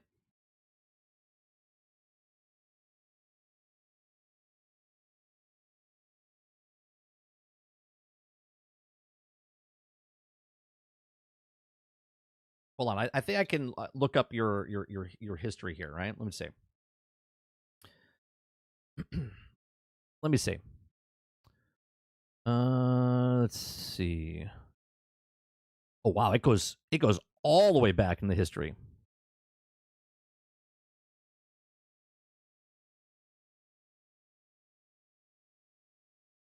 How do I? What history is this though?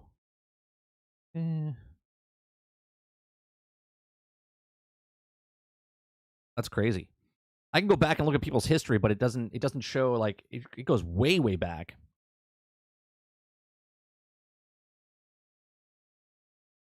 The previous 10 messages. Well, that's way more than 10 messages.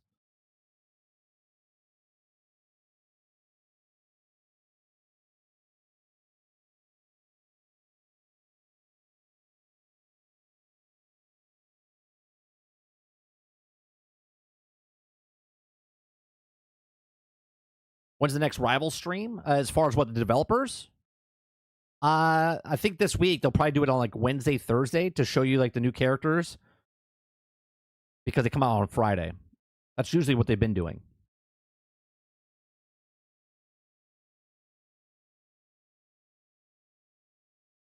It steals his gun, can't figure it out. She's like, I don't know how to work this.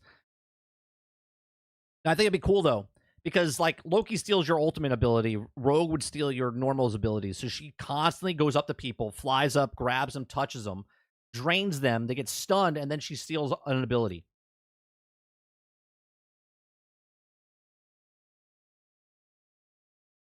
That would be cool. That would be a cool mechanic. Like Mantis touches you, and you get stunned, right? She puts you to sleep. Rogue would touch you, kind of put you to sleep, and I guess what would be like a moment, you get to pick the ability. Again, I'm making this up as I go, right? But she touches you, you you freeze for a second, couple seconds, just like Mantis puts you to sleep, or like Strange pushes you out, right? And your body disattaches from yourself. She touches you, it freezes, and then you get to pick what ability you want to take. That would be cool. So if your ultimate is ready, maybe she steals your ultimate. Not just becomes your ultimate, but steals your ultimate. So your ultimate's up at 100%, she comes over and steals it from you. Or just steals your regular ability as you're doing stuff. That'd be interesting. Now that would be a cool fucking mechanic in Marvel Rivals.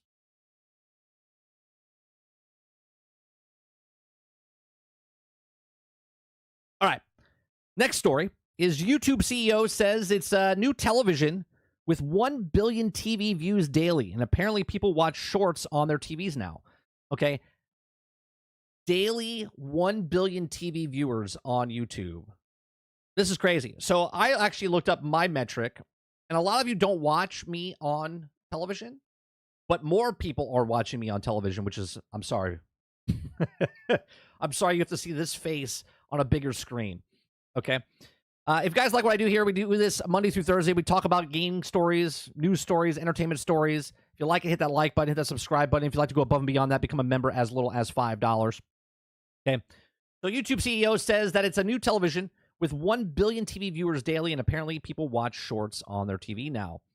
Okay. So he says, I'm old enough to remember a pre-YouTube era. The children played happily in the fields, and everyone was fetching hats to church. Now, or to crunch, sorry. Now there's also a staple of lives, mine included, or according to YouTube CEO Neil Mohan. Okay. He's also dominating the area of phone and desktop PC video watching, but on track to take over television too. In a blog post, YouTube official blog, Mohan takes a moment to mark the internet video sensation 20th birthday. 20 years already? Jesus Christ. Okay. 20 years. And big bets for YouTube 2025. YouTube will remain the epicenter of a culture, he says. Heavens help us all. He says, quote, for more and more people, watching TV means watching YouTube. Viewers are watching on average over 1 billion hours of YouTube content on TVs daily. And TV is now primary device of YouTube viewing in the US. That's insane, right? So I'm one of these people. I'm one of these people that I don't really watch television anymore. I watch YouTube. Slowly, I'm watching it more on television, but most of the time I watch it on my mobile phone or on my PC. Okay. So it says interactive includes things like shorts. Yes, people watch them on TVs, podcasts, and live streams right alongside the sports sitcom and talk shows people already love. I feel like following a statement of shorts viewership is a yes, really qualifier, and perhaps, but it's also admits that I watch an occasional YouTube short on my TV, though. Okay, I don't watch shorts, but I don't watch shorts on my phone.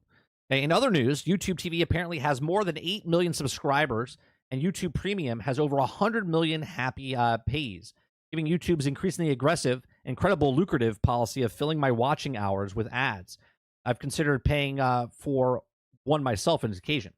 And it says, I'm kidding, but I eat into my Steam budget, and I feel like it's kind of like letting out the sort of ad-based incentive win. Anyway, Mohan also boldly states that YouTubers are becoming a startups of Hollywood, as also will be filmmakers are starting off on a platform and hope to graduate to a really, really big screen.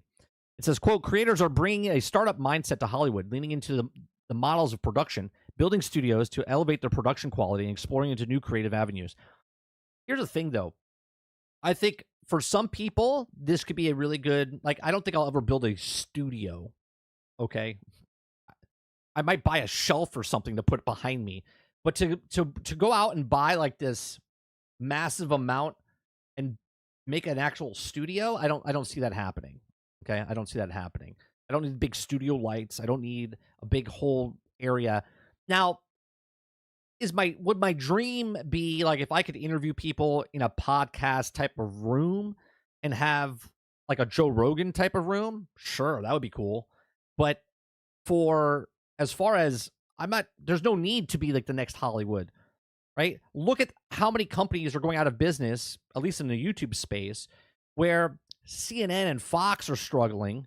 Okay. Meanwhile, people that are doing the news on YouTube is just one person in front of a screen telling you the news, and they're 10 times more powerful than the person doing it. And this is Hollywood compared to YouTubers, right? So that's crazy. Anyway, we're committing to meeting creators where they also with tools and features of power and their business and communities. He continues. We'll continue to support their growth through traditional revenue streams like ads and YouTube Premium, while introducing new ways to creators to partner with brands to bring the products to life. It says, more brands, it seems like most of the favorite creators are now acting like QVC shopping channels and hawking effective wares, although it's also seemed tempted to buy anything simply because of grunting thumbnails. Enthusiasts have also shoved it in my face mid-video. This is going to happen, right? If Hollywood is struggling and people are not watching television and people are not going to the theater, where are they going to go? They would have to go to YouTube. If they go to YouTube and YouTube is like, well, we have a paid service where you don't have to watch ads. And they're like, well, more people are watching YouTube Premium now. So the ads that they're watching, less people are watching the actual ads. So now they're trying to figure out ways to do it. So like, okay, well, what about if we pay the YouTuber to give an ad midway point? So it's like a Daily Wire type of thing where all of a sudden they're talking and now there's a ad, not an ad, like a commercial, but it's all of a sudden me going, hey, do you like Oreos? Well, Oreos is, and they start talking about the actual product. When I eat cookies, I eat, and that's the way they do it now. That's the way you're always going to have to watch some sort of advertisement in some way, shape, or form. If you don't pay for it, or if you do pay for it, right? Subsidize has to happen. If the company needs to subsidize to get the ads in, or if the content creator has to subsidize the ad, right? So there's YouTube content creators out there that charge $0 for their content. Okay, they don't run ads, they don't charge you a membership, but they have ads running on their channel. What they get paid because they get paid from the advertiser themselves. That's what they have to do. If you want your content to stay free, then that's what they have to do. And if they don't do that, then people actually have to pay, right? Like the world has to move around. People have to get paid for what they're doing. So it says, working in general, there's also a gold in them hills. Okay. It says, actually, while it's also fun to poke fun of, Mohan has also pointed out that even the dear sainted mother has been known to watch YouTube on her television box. Not a sign of mass adoption, because I don't know what is, right? If your parents are starting to watch YouTube on TV, that's a turn. You know what I mean? And now it seems increasingly replacing other apps on the TV set-top box. The Brave New World, indeed, now will execute me. If you'll execute me. That's funny. Now, if you excuse me, I'm off to ring Daisy in my hair, frolicking among the healthier and beauty day outside. Right? So more people are watching television or YouTube on television than they're actually on their cell phones. 1 billion TV viewers daily. That's huge. That's huge. And this is why more mainstream media is coming to YouTube now, because less people are watching CNN, less people are watching Fox, less people are watching ABC, less people are watching those types of things. They're moving towards Netflix, they're moving towards Amazon, they're moving towards YouTube. And YouTube in the future is the new CBS, NBC, Fox, right? That same format, okay, just a different place.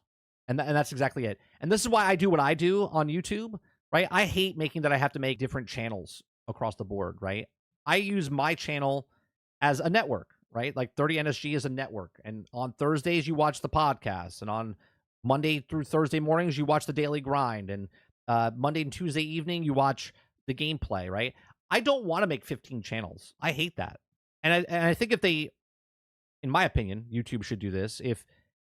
If I have a channel and this is monetized and I want to branch out another channel, then that channel should also be monetized, because that channel should be linked to this channel. So if you as a subscriber, if you as a member pay for a membership on this, you should get access to all my other channels as well. Okay, like you get the benefits of, if you pay for here and you go to that channel, you shouldn't have to watch ads, right? That's the way I believe that YouTube should be, but they don't want to do that. They want to make sure that if you're only making videos for about Destiny, then you have to make a Destiny video, a Destiny channel. If you're talk about television, you have to make a television channel. I hate that. I hate that. But these are just my thoughts. Let me know yours in the comment section down below. Are you one of these people that are watching YouTube on your television now?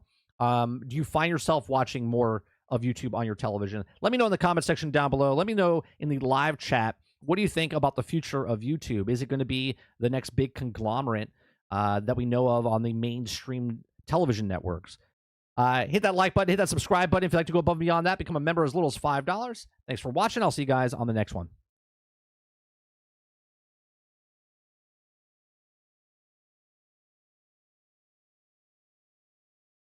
Let's see. Argus says, I watch you on mobile. I like to watch you on Friday mornings as well. And anytime you have a free time and feel up for it, the streamers make the first half of my workday. The problem with Fridays, Argus, is that my wife is off on Fridays. So when I wake up, we hang out because we drop our son off at school. And it's like that one day where it's a weekday. So the kid's at school for a couple hours and we get to hang out. We get to go out places and do things. So it's very hard for me to stream on Fridays. If we do, it'll be very rare, but we'll see what we can do in the future. Waterbear says, I really believe this is a rarely watched television anymore, unless it's live sports. Other than that, it's all about being streamed or previous recorded. I'm constantly here. This is what I've watched so far. Where do you go? Where do you go inside? Let's see, the data, cellular. YouTube this month, okay, I'm at 388 gigabytes so far. 388 gigabytes. That's how much I watch YouTube.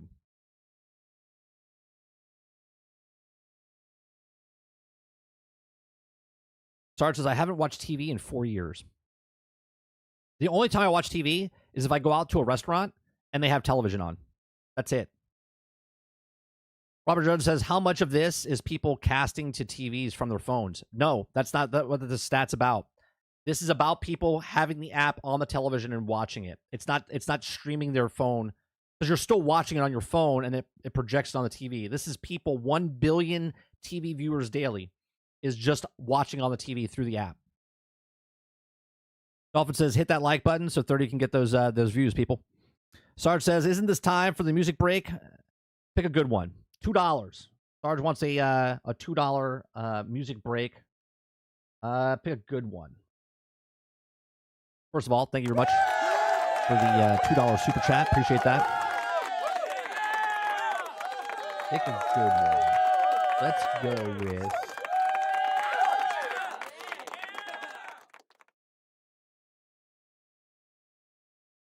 What do I want to... We haven't heard this one. This is the microtransaction one, Sarge.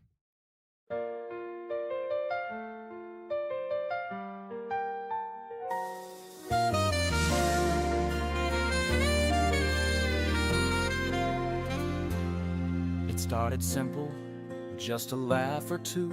In a game called Oblivion, what could they do? Here's some horse armor for a couple of bucks. The player said, wait, is this some kind of schmuck? A spark was lit, the industry saw all started with a horse shiny armor. new way to redefine the law. From cosmetics to skins to packs of gold, the microtransaction story began to unfold. Oh, the price of play, it's a slippery slope. They reel us in with promises and hope. From horse armor days to loot box craze, they'll nickel and dime us in infinite ways. They said, here's more content, it's worth the fee. Cut it out the game, now it's DLC. Season passes, expansions galore. Pay again for the content you already adore. Love that then show. Came the packs, one of my favorite shows when I was growing up. Water. Card collecting madness, pay for your dreams. RNG gods, they laugh in glee as whales spend thousands just to compete. Oh, the price of play, it's a slippery slope. They reel us in with promises and hope. From horse armor days to loot box craze, they'll nickel and dime us in infinite ways. Free to play, they said, come join the fun. But the timers and gems had just begun. Clash of Clans, Candy Crush 2, energy bars turning dollars into fuel. The whales keep spending, the minnows resist, but battle passes now top the list. Cosmetics and shaders, paywalls that buy Now it's 2024, the story's the same. Every AAA release plays the microtransaction game. From battle passes to premium tiers, games as a service preys on our fears. We want it fair, we want it true, but the monetization schemes I know what you're talking about, Travis. Indie devs rebel, but it's still a fight to keep games pure and do what's right. Oh, the price of play, it's a slippery slope. They reel us in with promises and hope. From horse armor days to loot box craze, they'll nickel and dime us in infinite most people are like that, Water. So let's raise our voices, demand a new age where creativity thrives, not a monetary cage. Gaming's our passion, our great escape, not just a platform for wallets to break.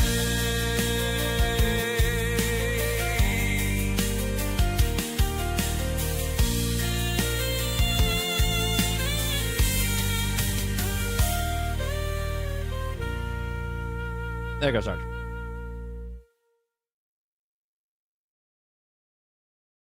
Yeah, I know what. Get out of the city. That's what he used to always say. Perfect strangers. Get out of the city. We started watching a new sitcom. It's on Hulu. It's called Shifting Gears. If you guys like Tim Allen that you did Home Improvement, and then he did Last Man Standing. Well, now he's got a new show with Kat Dennings.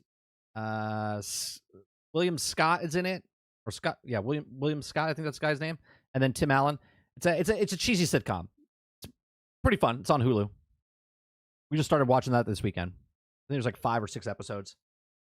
Oh, speaking of YouTube television, right?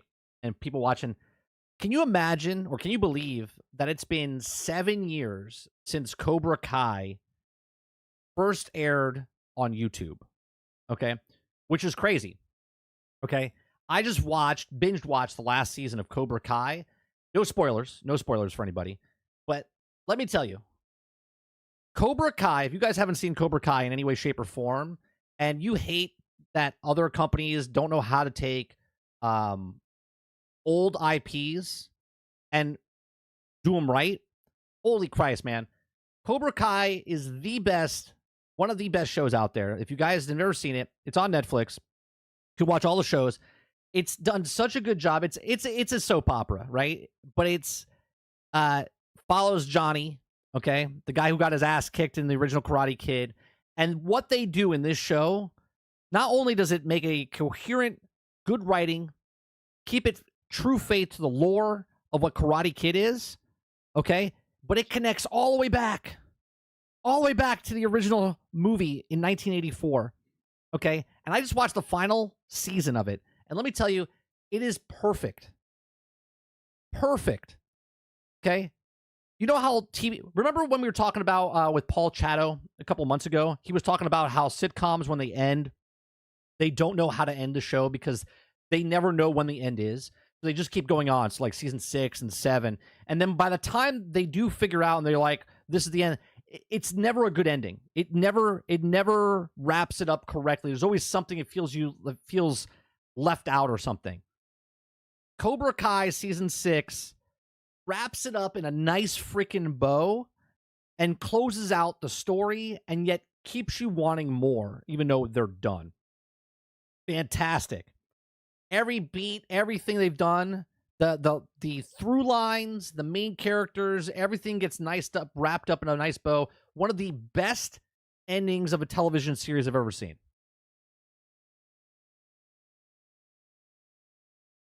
With the scented candle, bro. I'm telling you, man, it's so good. If you watch Karate Kid 1, 2, and 3, not the what's her name?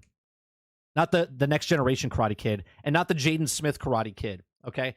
The original 1, 2, and 3 with Ralph Macchio, okay? You'll love this entire series. So good.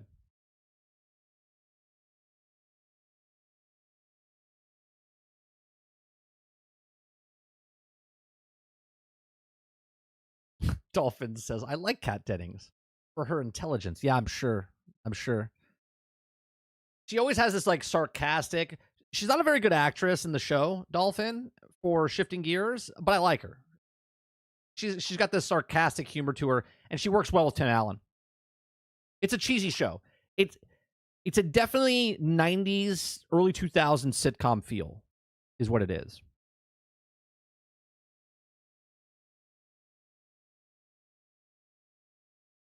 Sarge says, daughter brings back car she stole from him. It's broke and wants a handout. No, that's not what this show is.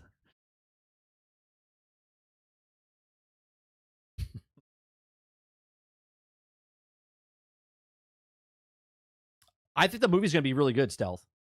I'm a little confused, though, because LaRusso is in California, but the movie takes place in New York. So I want to know how they get him over there. Maybe he's visiting his mother or something. I don't know. I don't know. So the anti-Hasbro Disney. Yeah. Travis says, I need to watch it, but right now I'm too busy watching Little Hammer. You ever watch that? No, I've never even heard of it.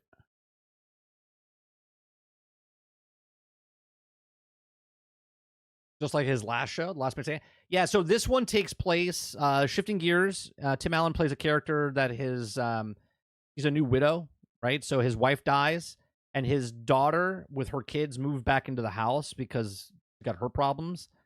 So he's like going from being with his wife, didn't have a good relationship with his daughter, or I guess just his daughter. I don't know if they have a son or something, but with his daughter. And now she comes back into his life during this time, and that's what the show takes place. He plays a good character. If you like Tim Allen in Last Man Standing and Home Improvement, you'll like the show.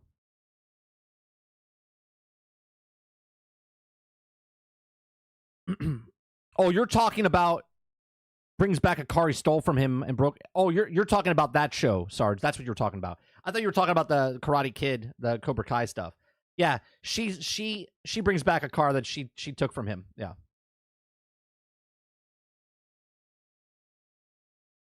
Ford says, I love Kat Dennings for intelligence as well. Yeah. I know what you guys are talking about, intelligence. She's got huge intelligence. Yeah. Yeah, it's the two broke girls chick. Yeah. Basically an old gangster who's very very honor, integrity. He also knows Norway because he also thought he was pretty found out. They are also socialist idiots. Post a trailer for it in Discord. Okay, I'll check it out later. Yeah, no, I like Kat Dennings. You'll see what I'm talking about if you watch the show. Like, you got to give it 3 episodes. That's my rule when you watch sitcoms. You got to give it 3 episodes. The first episode's the pilot, what they filmed. So it's a little disjarring from the pilot episode to what the show kicks off on, the following one.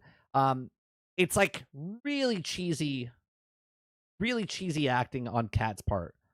She doesn't have any kind of emotion and stuff like that. But if you like that cheesy sitcoms, I miss sitcoms, man. I like sitcoms.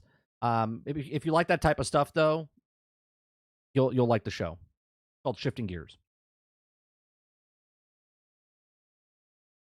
Now, if you want good show though, Cobra Kai, so good. So good.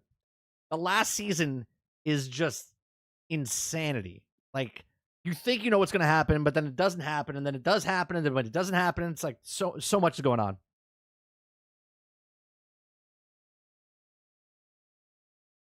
You think you know, but you don't know.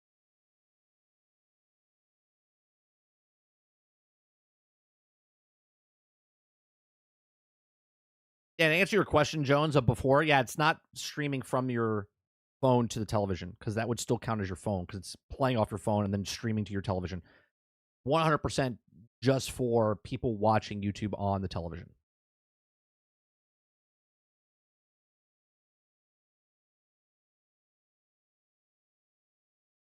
Let's see here. Did you ever finish the latest season, Only Murders? Yeah, I finished that, and then we started watching.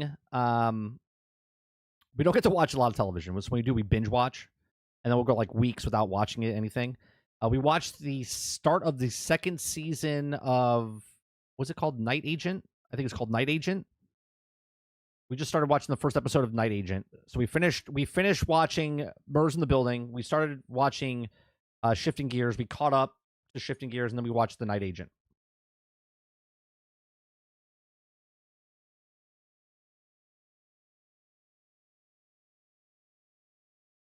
Altern says Kat Dennings has a really good personality for her acting. Mm-hmm. Yeah. Ford says Fresh Prince ran from 1990 to 1996. Was it that long ago? Jesus. Yeah, I like Night Agent. Night Agent's good. Have you ever gone back to watch some of those Karate Kid movies? They're even more far-fetched than Rambo. The original Karate Kid, more far-fetched? I'll tell you what, though. The karate back then, compared to what they're doing in the show of Cobra Kai, night and day, man. It's crazy, some of the moves that they do. And you could tell it's, like, cheesy at some points. And obviously, like, stand-ins and whatnot. But I like the old movies. It doesn't ruin it for me, House, as far as... I mean... If you go back and watch some of the Marvel films, that to me is more unrealistic than what they did in Karate Kid. You know what I mean? Yeah, we're excited about Reacher Season 3.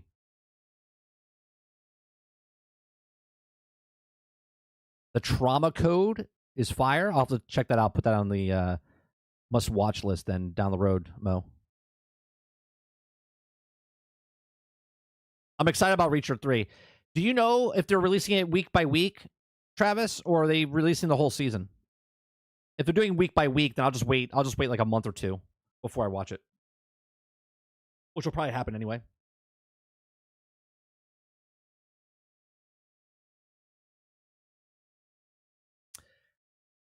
That's the same feeling you get even when you watch. Have you seen Cobra Kai, House? Have you seen Cobra Kai at all? When Ralph Macchio fights, you could tell he's good, but he would get his ass kicked so bad. So bad. It's that cheesiness, and they capture it so well in Cobra Kai. 2 episodes per week. Okay.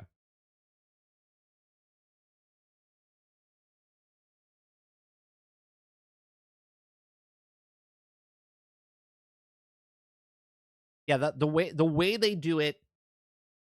Here's the best thing. You know how we always complain that if they're going to do a remake, if they're going to do they just announced Goonies 2, right? Here's my best case scenario for Goonies 2. If they do Goonies 2 like they did Cobra Kai, obviously one's a TV show, one's a movie, but if they do it in the part of they love, you could tell the people that wrote Cobra Kai are huge fans of the original Karate Kid.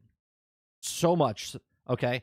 Where they stick to the lore, they make it feel like the cheesiness of the 80s type of movie, and yet give you like action sequences and it's over the top stuff. Yeah, they announced Goonies 2. Steven Spielberg is producing it, and they are making a Goonies 2. Well, they haven't officially announced it, but it's happening. They're in writing it right now. They haven't like come out and said, "Hey, yeah, we're making," but it's happening. Goonies 2 is happening. If they give it the treatment that they did Cobra Kai, man, it'll be awesome. But if it doesn't, I never watched The Accountant. I never saw The Accountant. That's with Ben Affleck, right? I never saw it. Is Josh Brolin going to do it? Supposedly the whole cast is back, except for obviously, what's it called? Sloth. Well, actually, Sloth. The guy who played Sloth, he died a long time ago. But yeah, I think the whole cast is back.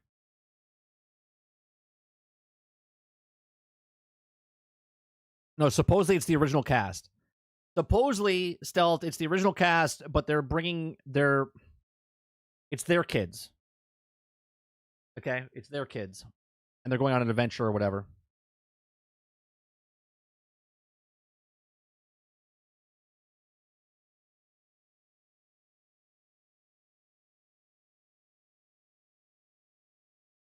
John Lithgow. John Lithgow is going to be playing in the new Harry Potter. I think they're casting him as Dumbledore, is what I saw. Ron Slusher says, Pedro Pascal starting as Sloth. I swear to God. Ron, if they do that, I'm out. I'm out. No, John Lithgow. No, that's not who played. Hold on. John Lithgow. Am I thinking of the wrong person?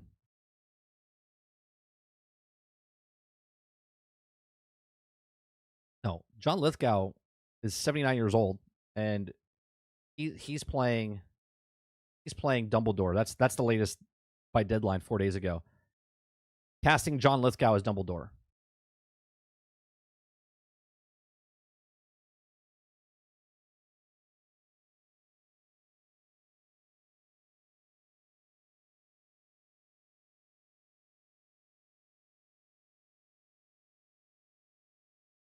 John Mascua.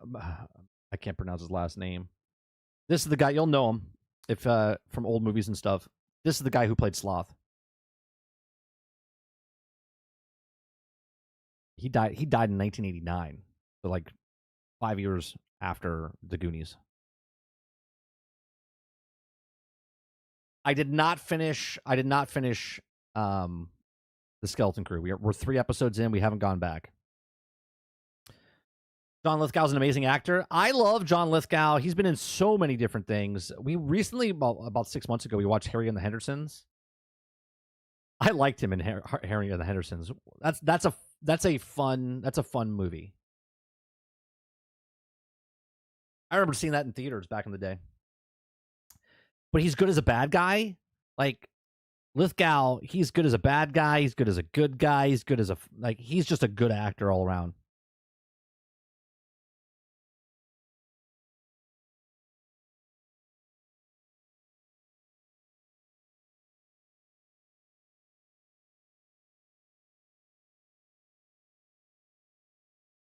Kind of looks like the guy from Easttown and Down. Oh, yeah.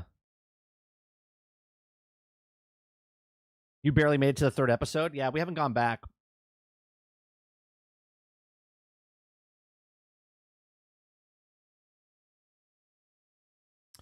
The movie Lithgow played the bad guy in the opposite of Denzel Washington. I don't remember the name of it. Water.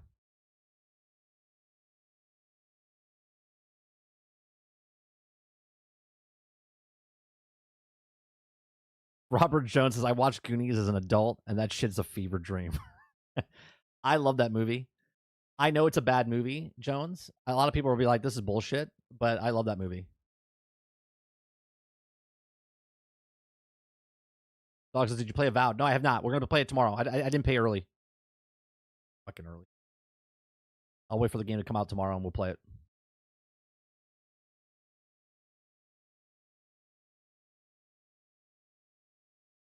Oh, I loved it as a kid. He plays the bad guy. What is the movie he played in?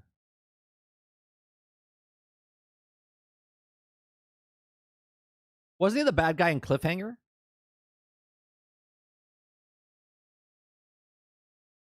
He was the bad guy in Cliffhanger, wasn't he?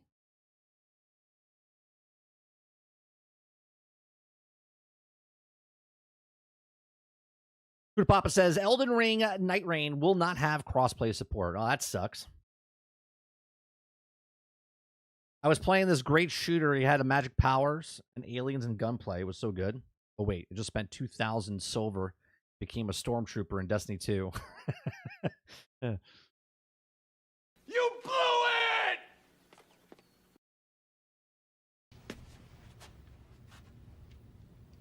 No, God! No, God, please, no! No! No!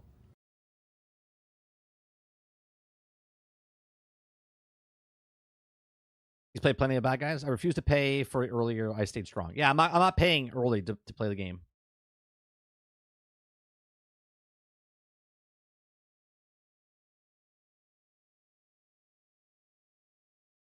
Rod says, not sure why they would have why they would have crossplay. It's a PvE only. I thought it was a PvP thing, wasn't it? Oh no, I'm thinking of yeah. It's PvP. It's PvE only. But why wouldn't they have crossplay? That's weird.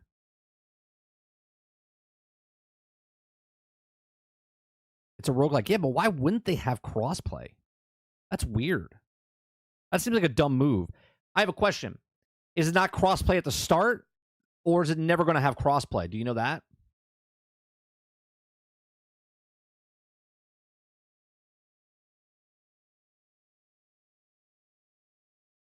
Recently, dog, I've been playing that game Eternal Stranded. I played that a little bit this weekend. I played Marvel Rivals a little bit this weekend.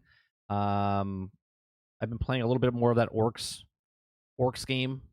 Orcs Must Die. That's about it. I haven't been really playing a lot of games the last couple weeks. I caught up on my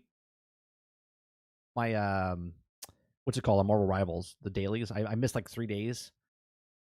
It's been hard for me to play a lot of games recently because my wife broke her foot, so I've been picking up the slack. You know what I mean? So every time I like sit down to have a moment to do something, I have to go do something. So I like Eternal Strands. It's fun, but at the same time, it's a little slow. There's like a system that's happening right now where I want to level up my gear. I have to go back to older levels to like farm the gear and whatnot. And a lot of the stuff is a little annoying. And here's what I'll say. So there's random weather patterns that happen. Okay, so like in Eternal Strands, I do like it. I think it's good. If you're not gonna buy it and you have Game Pass, I would say play it on Game Pass. I think it's only like a $30 game or something like that anyway. But there's random weather patterns that happen. So like you'll go into a board, it could be clear. You can go around and kill all the stuff and whatnot. But if it's ice or fire, like heat, it's really hard to get around, which then slows you down from farming the systems, right? So if you're gonna play, I recommend, because it's like this push pull type of mechanic where it's like you have to farm to get the materials, you get the materials to level up your gear. Level up your gear, you do more damage, and then so on and so forth.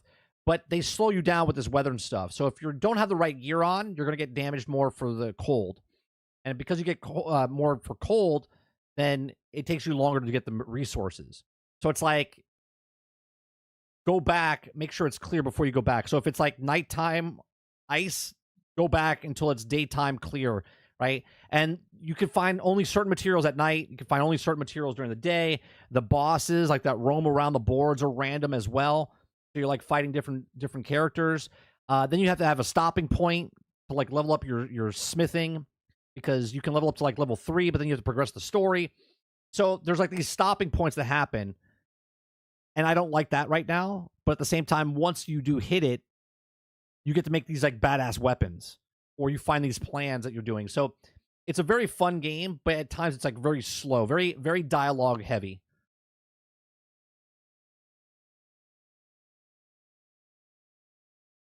Argus says, I played Marvel Rivals all day Saturday. I saw you join. We played Fortnite this weekend. Argus, I saw you join in. My son wanted to do the event that was happening on Saturday.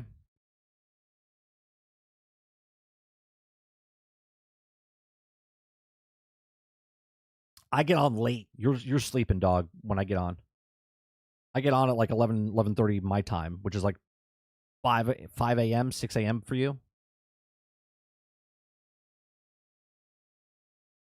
Sarge says, I think the movie with Lithgow and Denzel Washington is called Raising Cain.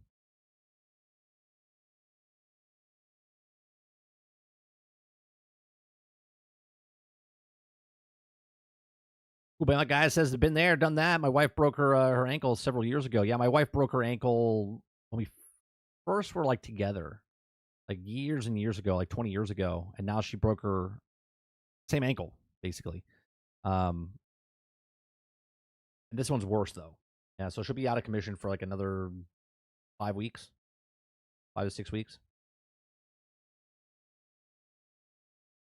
Yeah, I was looking into Avowed tomorrow, and I don't want to be playing 2 games at the same time. I know exactly where you're going with this.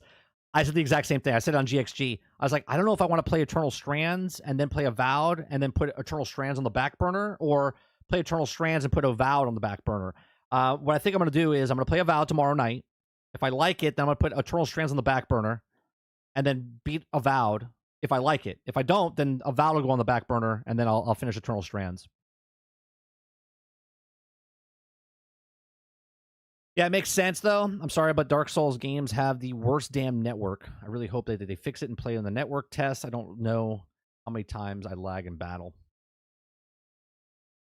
I played Night Rain for a few hours. I had fun, but it needs to be more, like a lot more, be more believed in its lasting power.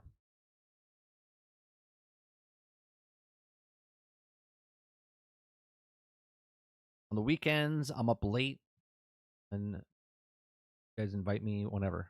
Me on Rivals. Okay, yeah. If I play on Rivals, I usually just jump on for like 2-3 matches, do my dailies, and then leave. I'm just trying to complete the battle pass. I'm not doing competitive or anything like that. I'm gonna probably dive in more this weekend because of Human Torch and thing. I want to mess around with them a bit.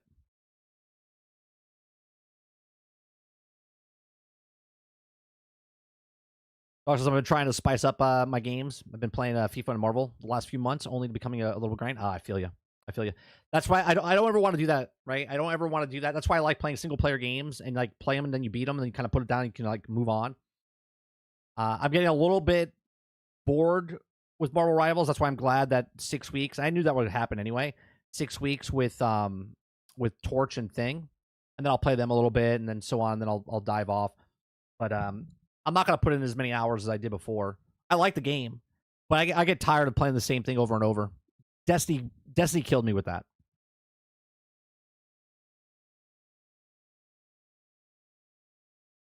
Waterbear says 30. I could tell you're getting ready to put Eternal Strands up, on the back burner. Avowed is really good. Didn't you return yours? Water, didn't you return Avowed? Isn't that what I saw in Discord?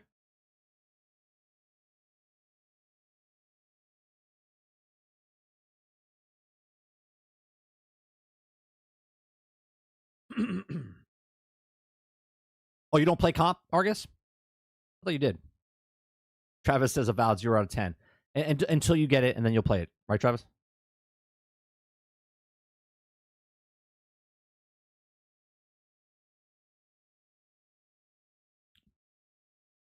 Altern says Avowed looks good when it doesn't crash. Now, okay, so I watched a couple of reviews. Okay, I watched a couple of reviews. The only one that really had a lot of issues with it was Luke Stevens. Everybody else seemed pretty okay with it. Doesn't mean that his is less important, but I haven't heard a lot of crashing going on.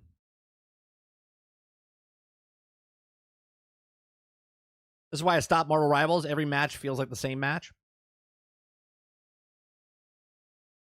I did it only due to the fatal error that kept happening at the boss battle. Well, there you go. So there's something happening. So you found that there was problems there as well. Twisted Logic says, I'm done with live service for now. Going back to finishing Starfield. Nice.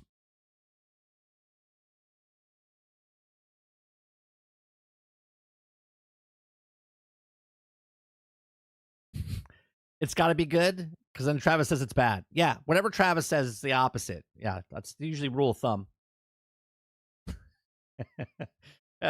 Water Bear says, but from what I played, it's really good. Definitely playing it tomorrow. So wait a minute, I'm confused. You bought so you bought it early. You returned it, right? You returned it, and now you're playing it tomorrow because it's on Game Pass, and you have Game Pass. Is that correct, Water?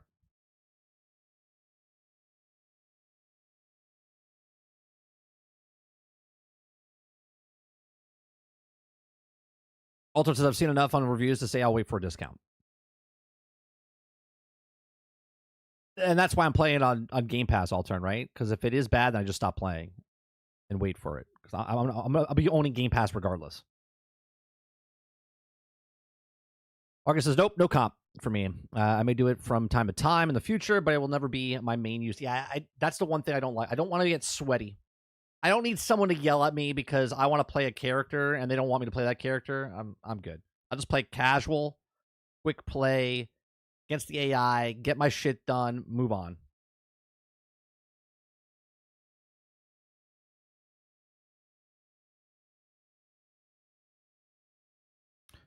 Altern says Luke Stevens crashes were on PC where I can plan to play the game. So I will wait standard 12 to 18 months. I hear you there.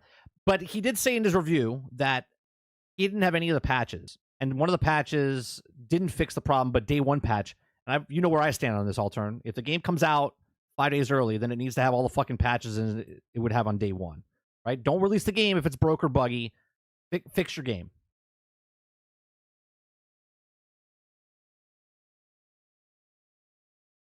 IGN gave it a 7 out of 10. Said something about the Gulf of Mexico. Yeah, that damn person is going to give 1 point. One person was so mad in our GXG. He was like, "What the hell does the Gulf of Mexico have to do with anything on this gaming channel?" And I'm like, "Well, first, did you watch the show?" Because the reason we brought it up is because the person that works for IGN said they would deduct points if someone brought up the Gulf of Mexico. I thought it was funny. I was like, man, you're mad about something, and the reason we brought it up is because it's game related.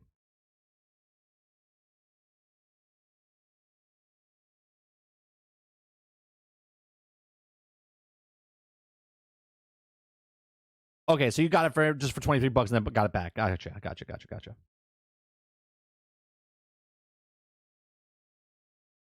Travis says, really? In that case, 30 is a great streamer. Number one. That's right. Number one.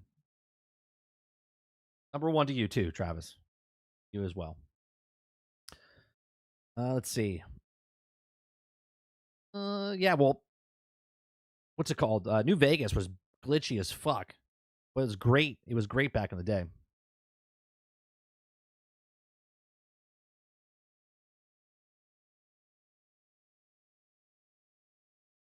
Crowd says, I think Cap can use his shield while jumping too. This is in the patch leak. Oh, nice.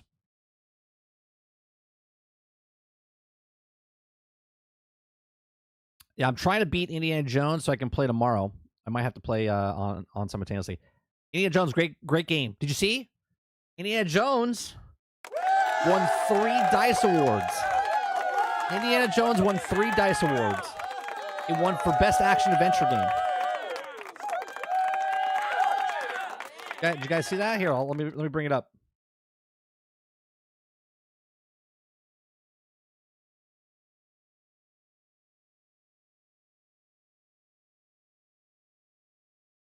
DICE Award winners and nominees.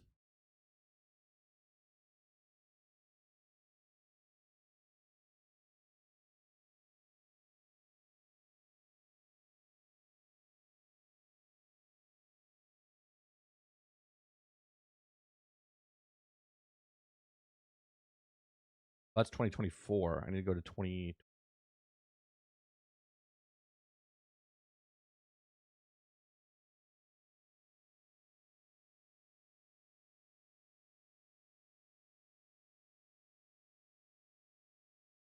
So DICE Awards. Game Outstanding Achievement in Animation, Astrobot won that. Outstanding Achievement in Art Direction, Black Myth won that. Outstanding Achievement in Character, Indiana Jones won that. Outstanding Achievement in Original Music Composition, Helldivers won that. Outstanding Achievement in Audio Design, Helldivers won that. Outstanding Achievement in Story, Indiana Jones. Okay. Outstanding Technical Achievement, Astrobot. Action Game of the Year, Helldivers. Adventure Game of the Year, Indiana Jones. Okay. Family Game of the Year, Astrobot. Fighting Game of the Year, Tekken 8. Racing Game of the Year, F124. Role-Playing Game of the Year, Metaphor Refazio. Sports Game of the Year, MLB The Show 24. Strategy Simulator Game, Balatro. Immersive Reality Technical Achievement, Starship Home. I don't know what that is. Immersive Reality Game of the Year, Batman Arkham Shadows. Outstanding Achievement in Independent Game, Balatro. Mobile Game of the Year, Balatro. Online Game of the Year, Helldivers 2. Outstanding Achievement in Game Design, Astrobot. Outstanding Achievement in Game Direction, Animal Well. And Game of the Year was Astrobot. But just to put it in perspective, look at the games that were nominated for Game of the Year. Astrobot, Balatro, Black Myth Wukong, Helldivers 2, and Indiana Jones The Great Circle. Okay? Indiana Jones is a really good game. Good game.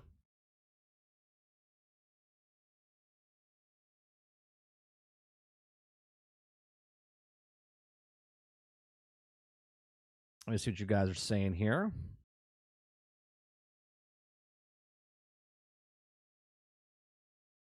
But it didn't win any. It didn't win any awards, so it didn't count.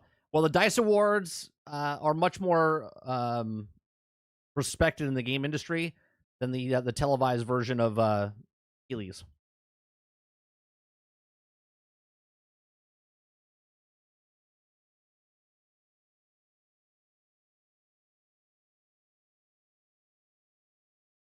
But you won't hear people talk about that, right? You won't people they won't talk about it. They'll tell you that Astrobot PlayStation Game of the Year and stuff like that, right? But they won't tell you that Indiana Jones won for Xbox in 3 different categories.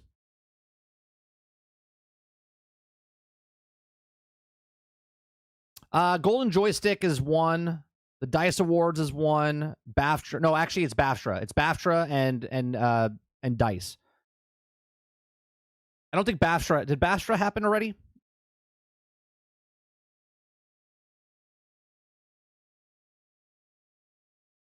BAFTA award winners. Oh, no, they did it. Hold on. Let me see.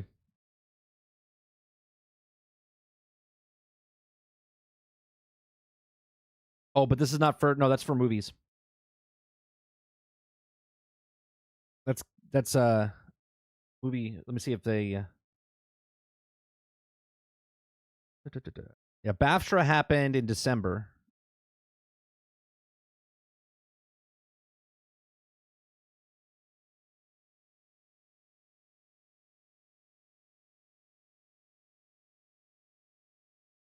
Long list, Game Awards information. Entries. Key dates. Nominations announced on March 4th. Game Awards on April 8th. So it happens April 8th. It hasn't happened yet. So we'll see what happens on April 8th.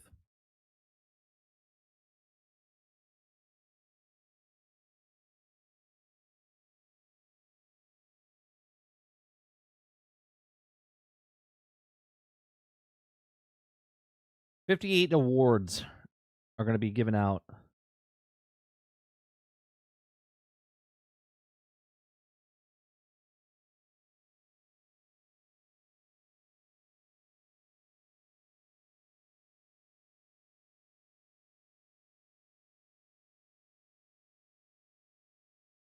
think Golden Joystick Awards is the best because it's been around for the longest. I'm pretty sure it's been around for 30 years. Yeah, but that's more of a... The Joystick Awards is sort of like the MTV Music Awards and stuff like that. That's what it would be compared to. BAFTA and the DICE would be considered more of like the Oscars and Emmys. If that makes sense, Eclipse. It's like the Oscars, the Emmys, and then the MTV Music Awards.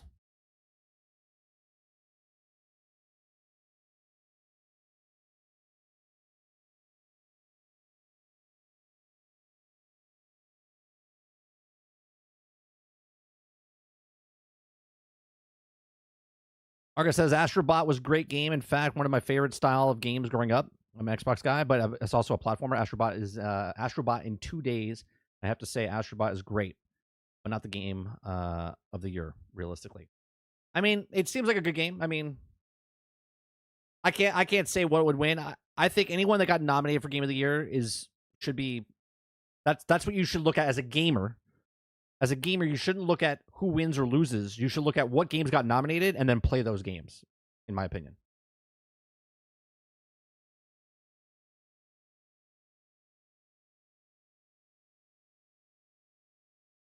Waterbear says, Travis, the fact that you put Elden Ring and Astrobot in the same sentence is wild. Yeah.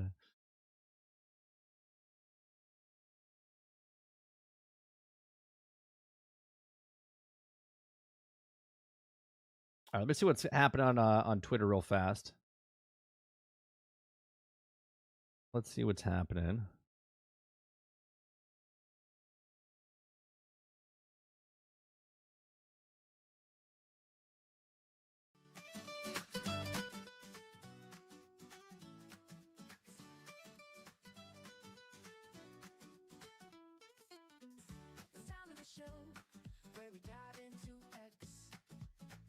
Marvel Rivals devs promise that they're not wasting players' time. Yeah, we already read that.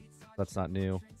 Xbox Phil Spencer says games journalist has too much, what do they call it, search engine optimization or something like that. I don't know what that means. Even Xbox realizes game journalist is fake and dead. Drums reported that.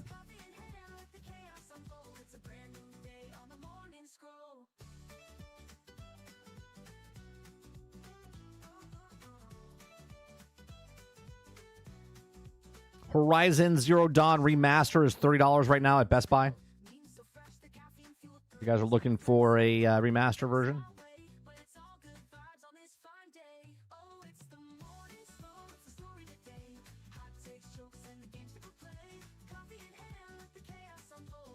Stellar Blades on sale right now for $50 at Best Buy and Walmart.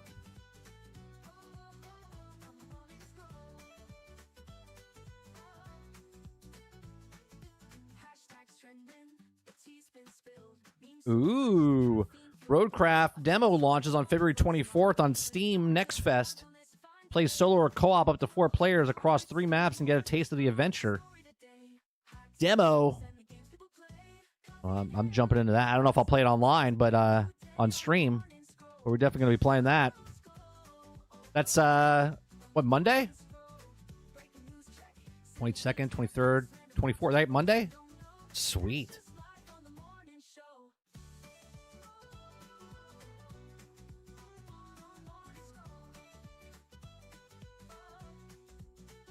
Travis needs to talk to somebody. Elden Ring has hurt this man. He can never ever not talk about Elden Ring.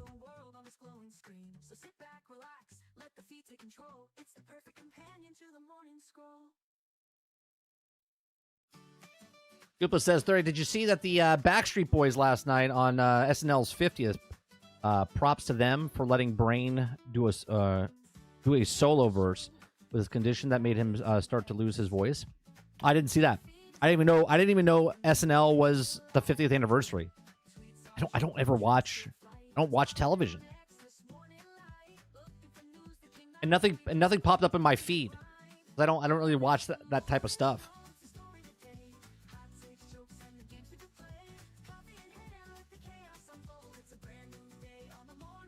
Travis says it abused my wallet sexually. I mean, I don't know what to tell you, Travis.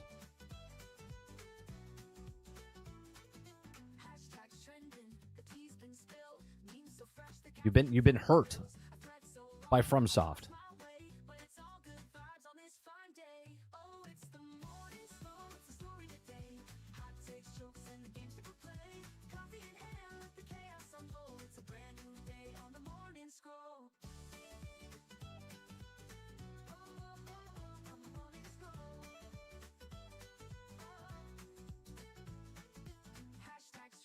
Yeah, I haven't seen that, so I don't even watch that. That's why it doesn't pop up in my feed. I'll check it out. I'll check it out, Dupless.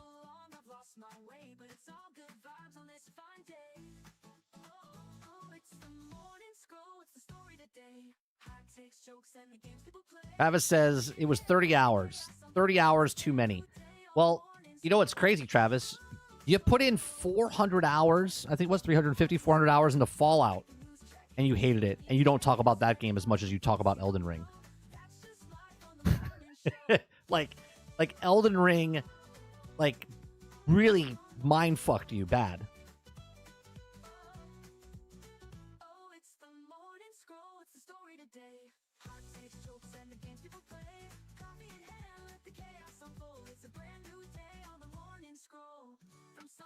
Come on, Twisted. It's just so weird. Like, you're literally what's it called? Like, you can't get Elden Ring out of your head. If someone brings up Elden Ring, you relapse. Crazy.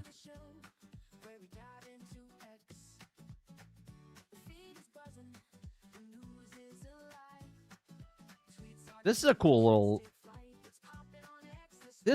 little trick that they're doing here. So I want to show you this. This is on Twitter. So the guy takes a frisbee and he throws it at the television set, right? He throws it at the television set, and it goes through the television set. So the guy on the television set ducks because he sees it happening. Okay? And it goes through the television set, and then he opens up the door. This is a cool effect. Now, obviously, the television.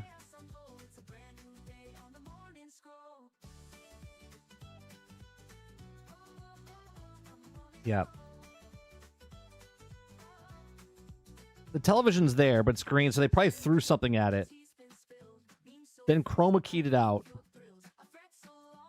It's a cool effect, though. Here, I'll watch it.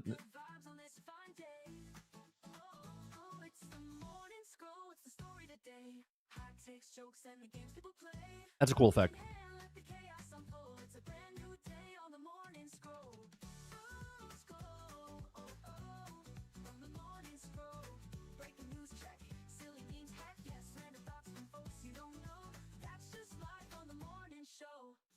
Some PlayStation Plus subscribers aren't happy about Days Gone Remastered $10 upgrade. Why? Just don't buy it. Excuse me.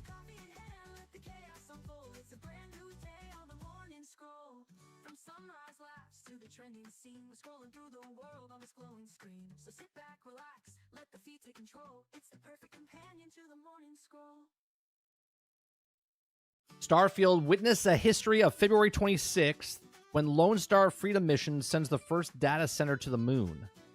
We're celebrating the mission on sending one lucky fan and our +1 to see a launch live at Cape Canaveral. I'll just go drive there. I don't need to enter a contest. I don't have to. I'll just get in my car and drive.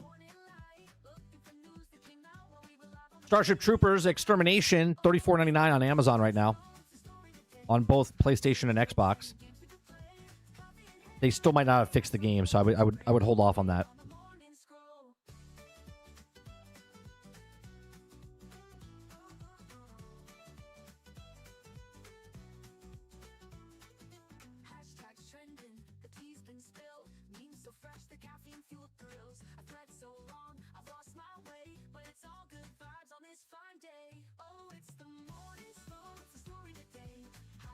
People says, "Oh, I thought they were sending the winner to the moon." No. Yeah, win for Starfield, and we're going to send you to Mars. That'd be crazy, Dupless. That would be crazy.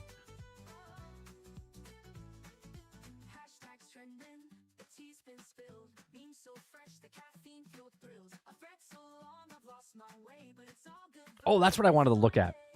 Let's look at real fast. I want to go to. I mean, it's almost 1 o'clock. I want to look at real quick Captain America: Brave New World, what it's done this weekend. Wow. So is that the 5 days or 4 days? Made pretty good money. Okay. So this is what they've made so far. Okay, 100,000 domestic, 92 million international. So it's made 192 million.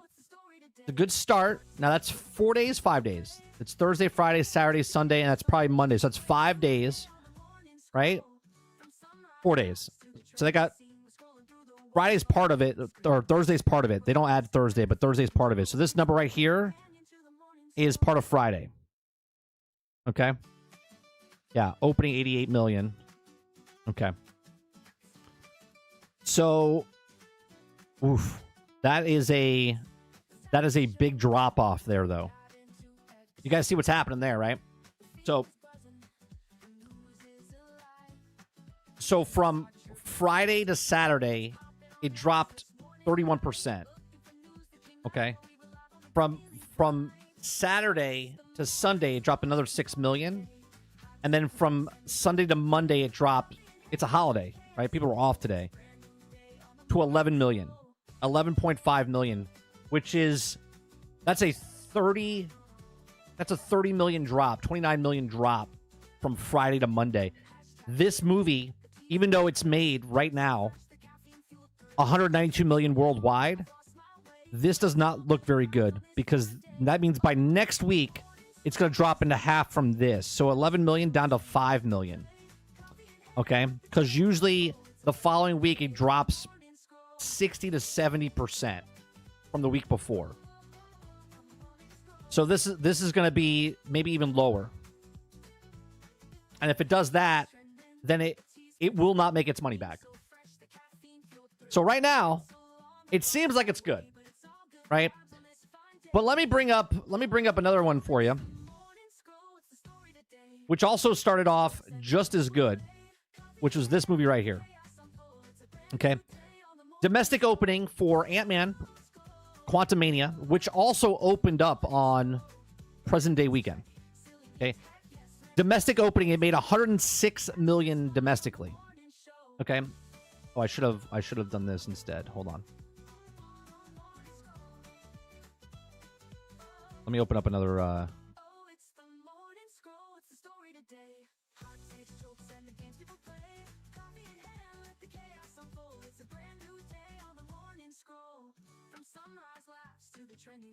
Okay. So it opened up at 106. This opened up at 88 million, 88.5 million at 4,105 theaters. This opened up at 106. I don't know how many theaters they were in. It was about the same. Okay. And opening weekend for them, 46, 33, 25, 14. Okay. Look familiar?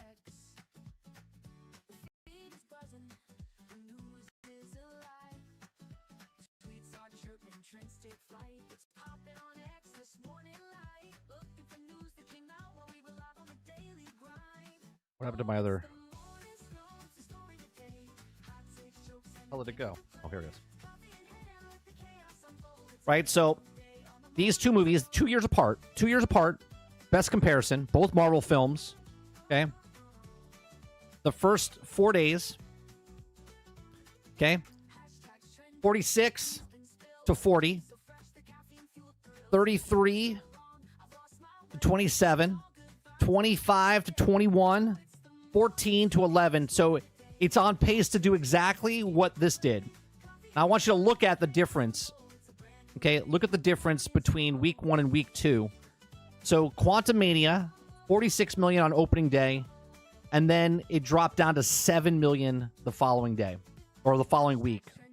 Oh, I'm sorry, 8 million the following week on Friday. Okay, so Tuesday, Wednesday, Thursday, but Friday it went down to 8 million. Which is a huge drop from here to here. Okay, Saturday picked up the 14 million, but overall, they only made 476 million. So it's not looking good for Brave New World. It's not looking good for Brave New World.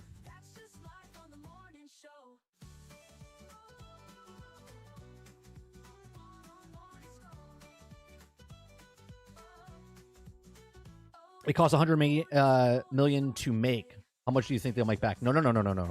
That is wrong. 180 million, it did not cost to make. Those were for reshoots on top of their already $200 million budget. Brave New World cost them anywhere between $300 and $350 million to make. Okay. That 180 million is a bullshit number, Water. That's Disney trying to spin it. The 180 million was just for the reshoots. They have another additional 180 to 200 million dollars on top of that.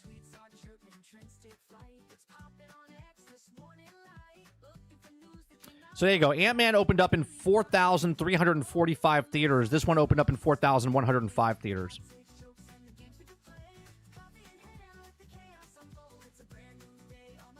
So it's not doing good. They're gonna lose their asses. And then real quick, let me go to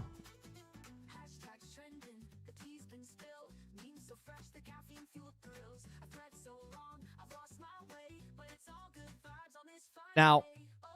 Right now, it's 50%. It's 50% for the market. 50% for the reviewers, and it's 80% for the actual watchers. Reviewers 50%, watchers 80%. So the movie, obviously, it's around a 70%, 65 to 70%.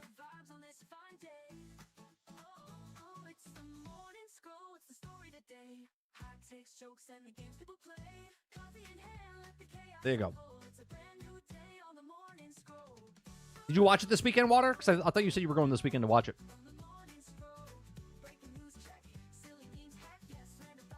Travis says Disney gaslights everyone.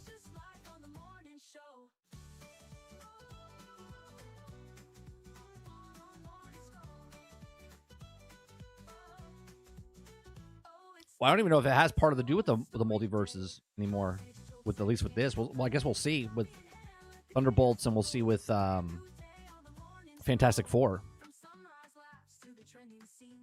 All right, we'll see what happens. We'll see what happens next week. I mean, it's the third lowest. Let me look at the rankings, because we looked at it last week. And what did I say? What did I say about where it would end up? Where did we go for that? We went to... Was that Box Office Mojo?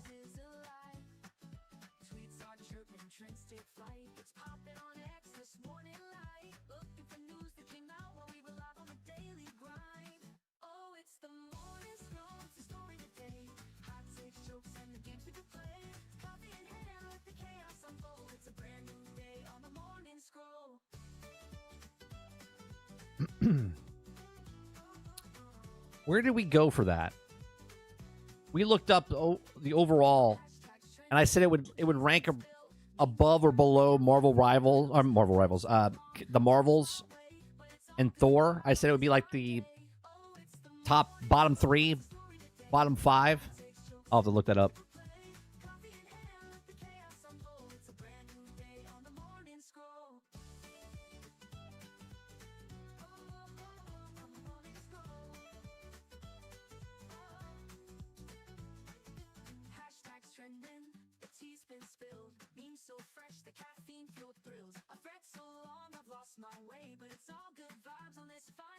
Yeah, I can't see it.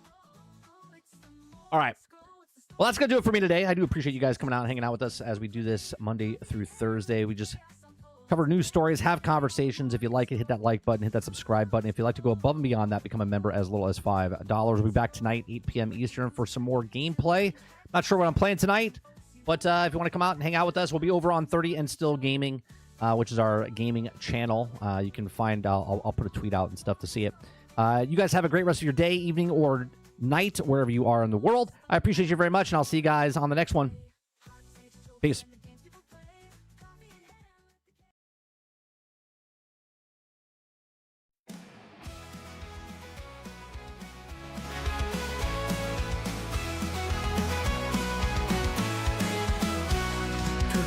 Sunshine, rise and shine. The daily grind is here on time, with gaming news and fun galore. We'll chat and entertain once more.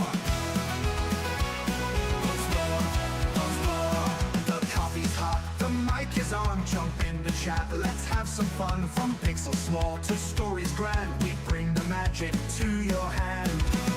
We're nitty, tune in daily, don't you miss entertainment wrapped in bliss. From new releases, tips and tricks, the daily grind, your morning fix. Controller ready, headset too, we've got the updates just for you. From late night streams to morning plays, we cover gaming all the ways. Controller ready, headset too, we've got the updates just for you. From late night streams to morning plays, we cover gaming all the ways. Laughs and news, our winning blend, the show with you, our dearest friend. Comments rolling, chats alive, the daily grind, 5-star vibe. Tune in daily, don't you miss entertainment wrapped in bliss. From new releases, tips and tricks, the Fighting Fits.